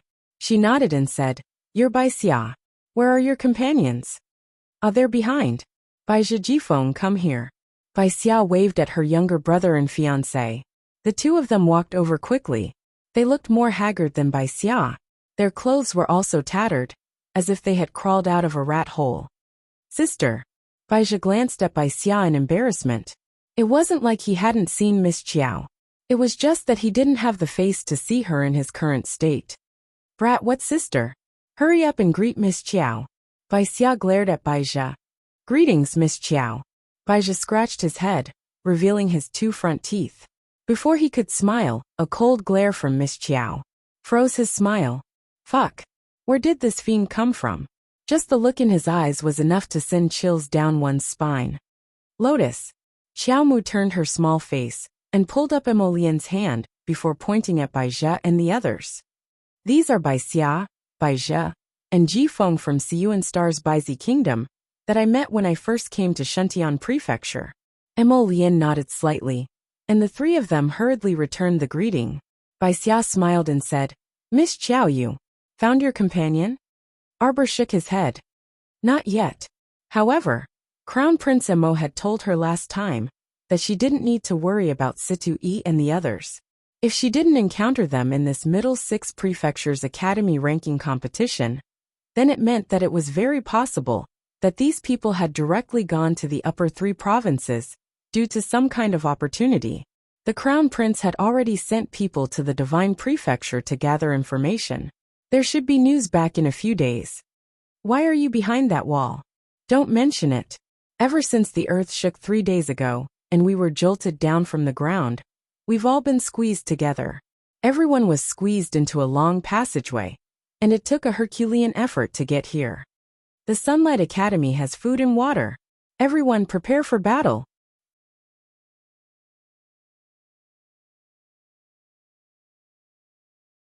Chapter 1932. An ear-piercing scream suddenly interrupted everyone's conversation. Arbor and Emolien turned around to look. They saw a girl with her back facing them, her pink dress stained with mud and dirt. She was speaking passionately to the students beside her. "Now is not the time for us to be apprehensive. We won't be able to survive. Since we can't come to an agreement with the people from Sunlight Academy, let's just make a move." Everyone couldn't help but be speechless. This scene in front of them felt like a classic. Not long ago, student Yu Xian from Sunlight Academy fought with Miss Xiao because she didn't give them food and water. Of course, the ending was abnormally tragic. Who would have thought that the tables would turn and the robbers would change? Because Sunlight Academy had a lot of food and water, they became the target of the two great academies of Ani Prefecture. Yu Xian couldn't help but be enraged. Just now, they were fighting with a few zombies when a half-eaten apple fell out of one of the students' arms. In the end, it caused the people from Ani Prefecture's Jiaqing Academy and Longjing Academy to be envious. Not only did they not help them deal with the zombies, they even took advantage of the time when they were fighting with the zombies to steal the food and water hidden in their arms. "Shameless," Yu Xian angrily scolded. "Do you have any shame? Casually stealing other people's things. How can you have the face to do such a thing?" This time, it was the group of stupid students from Sunlight Academy who angrily rebuked the people from Ani Prefecture. The girl in the pink dress who was covered in dirt incessantly instigated the people from Ani Prefecture. "Everyone, don't be afraid. We have more people on our side than them. Everyone, let's go and steal the food and water." "Fuck you bunch of robbers." Yunchuan Prefecture's Zhongguang Academy's instructor Liao awkwardly looked at the impassioned girl in the pink dress and couldn't help but say, "Fourth Miss Guan. This isn't very good." The girl in the pink dress with red eyebrows and green eyes shouted angrily, "Instructor Liao, if you don't want to fight, then take your students and shrink to the side." Anyone who dares to obstruct us will be viewed as an enemy. Guan Ying was about to go crazy from anger. From the moment they entered the underground passage until now, they couldn't open their inner worlds. They didn't have any food or water. Along the way, he had fought against the rat horde and the corpse puppets. His body's spiritual energy had been greatly consumed, and he couldn't replenish it with pills. His entire body was mentally exhausted, and he felt extremely sleepy.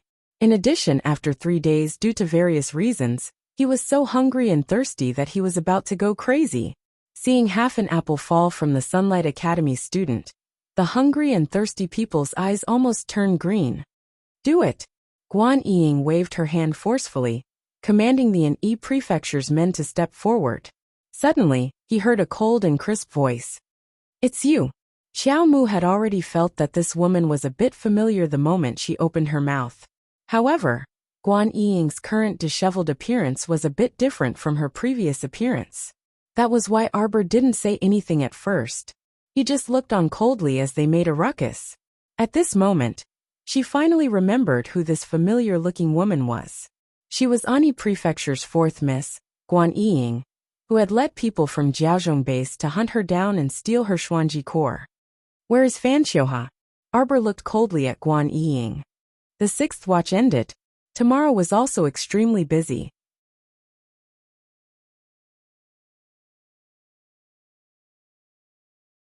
Chapter 1933. She remembered that it was Fan Xiuha who had brought this woman to Jiaozhong base to cause trouble for her. Speaking of which, perhaps the two of them were quite close. What Fan Xiuha? Guan Ying's expression turned extremely ugly in an instant. She also recalled that she had once hunted down this damned girl Arbor in the lower star field. That hunt had simply turned into the biggest joke in the world. She had brought honorary officer Zhao to Jiaozhong base to hunt down this woman, wanting to snatch the Xuanji core from her. However, in the end, none of the people she had brought were spared. They were all killed by this damned girl in front of her. As for her, she had wasted several teleportation talismans, and had only managed to escape with great difficulty. Now that she thought about it, she felt that it had been extremely dangerous. Arbor looked coldly at Guan Ying. As expected of a habitual bandit, you want to snatch everything you see. Guan Ying's pretty face reddened as she glared fiercely at Arbor. Suddenly, she pointed at her, and turned to the Ani Prefecture people beside her. Everyone attacked together. This woman has the rare treasure Xuanji core on her. As long as we kill her together, we can take out the Xuanji core and share it. We'll be able to recover our spiritual power immediately. What? 4th young Mistress Guan, are you serious? Of course. Guan Ying nodded resolutely. Guan Ying, you're not making up an excuse to coax us into attacking, are you? Believe it or not, it's up to you. In any case, every word I say is absolutely true. Guan Ying said angrily. Whoosh! A cluster of flames instantly flew in front of Guan Ying. In the nick of time, Guan Ying rolled on the ground and dodged. She turned her head to look at the deep pit that had been burned into the ground, her face faintly pale. When she looked up, she noticed a cold-faced man in black standing beside the damned girl. That man was extremely good-looking. At this moment, his phoenix eyes were slightly raised as he coldly looked at her, as if he was looking at a corpse. It made her feel cold all over for no reason, and she couldn't be bothered to appreciate the beauty in front of her. The Ani Prefecture people were incited by Guan Ying, and their eyes revealed the light of excitement and desire. The Xuanji core. It was an ancient legend passed down from the upper 3 continents. It was said that this Xuanji core contained Senior Xuanji's entire life's worth of cultivation. Back then, it had attracted the attention of many parties. But it turned out, the Xuanji core was actually taken away by a little girl. Everyone looked at Arbor with greed in their eyes. Arbor wasn't afraid. He coldly glanced at them. One blue attack talisman after another slowly floated up around her body, slowly swaying around her. Guan Ying, today, you will die here with these idiots. Kill them. As soon as Arbor's voice fell, everyone around him moved in unison. They all pounced on the people from an E-Prefecture, raising their swords to slaughter them. How could these an E-Prefecture Academy students, who had stayed in the tunnel for a long time, and had been poisoned half to death by the corpse puppets, be a match for Endless Blade and the others? They were like little chicks, and half of them were killed in no time. The remaining people were scared out of their wits and hurriedly fled in all directions. They didn't care about anything else and kept running toward the tunnel they came from. Guan Ying, one of the An Prefecture Jiaqing Academy students, roared with red eyes. Only then did everyone realize that this woman, Guan Ying, had already slipped to the side of the tunnel where the battle had started.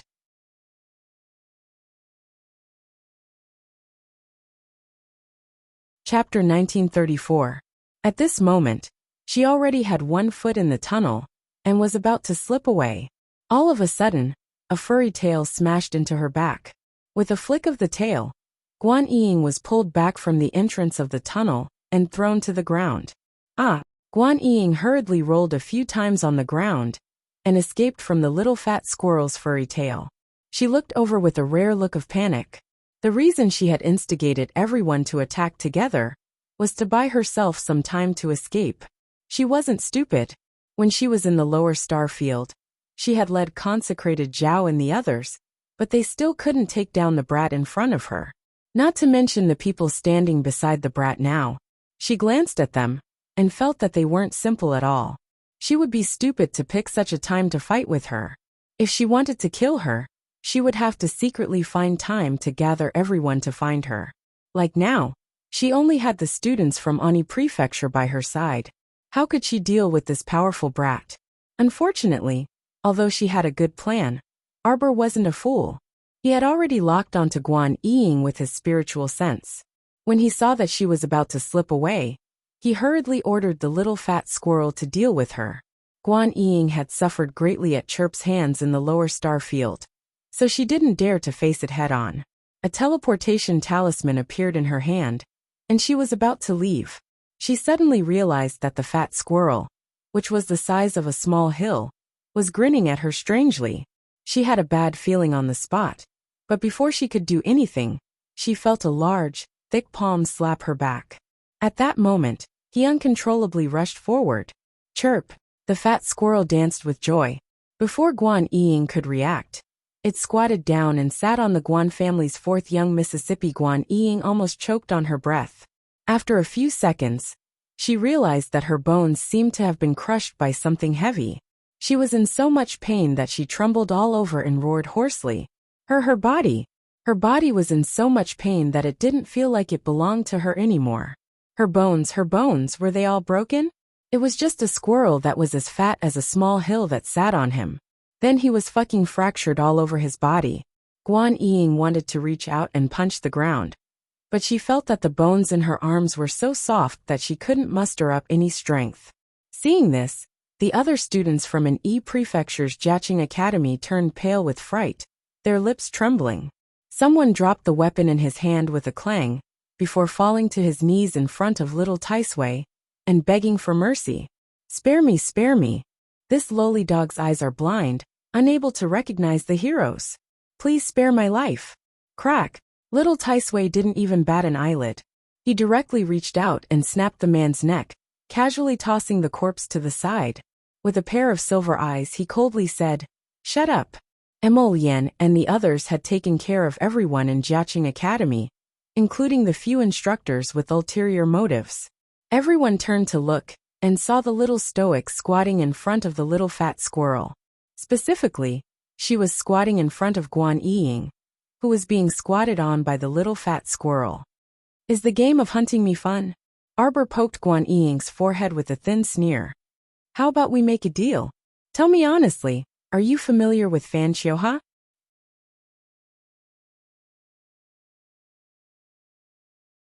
Chapter 1935.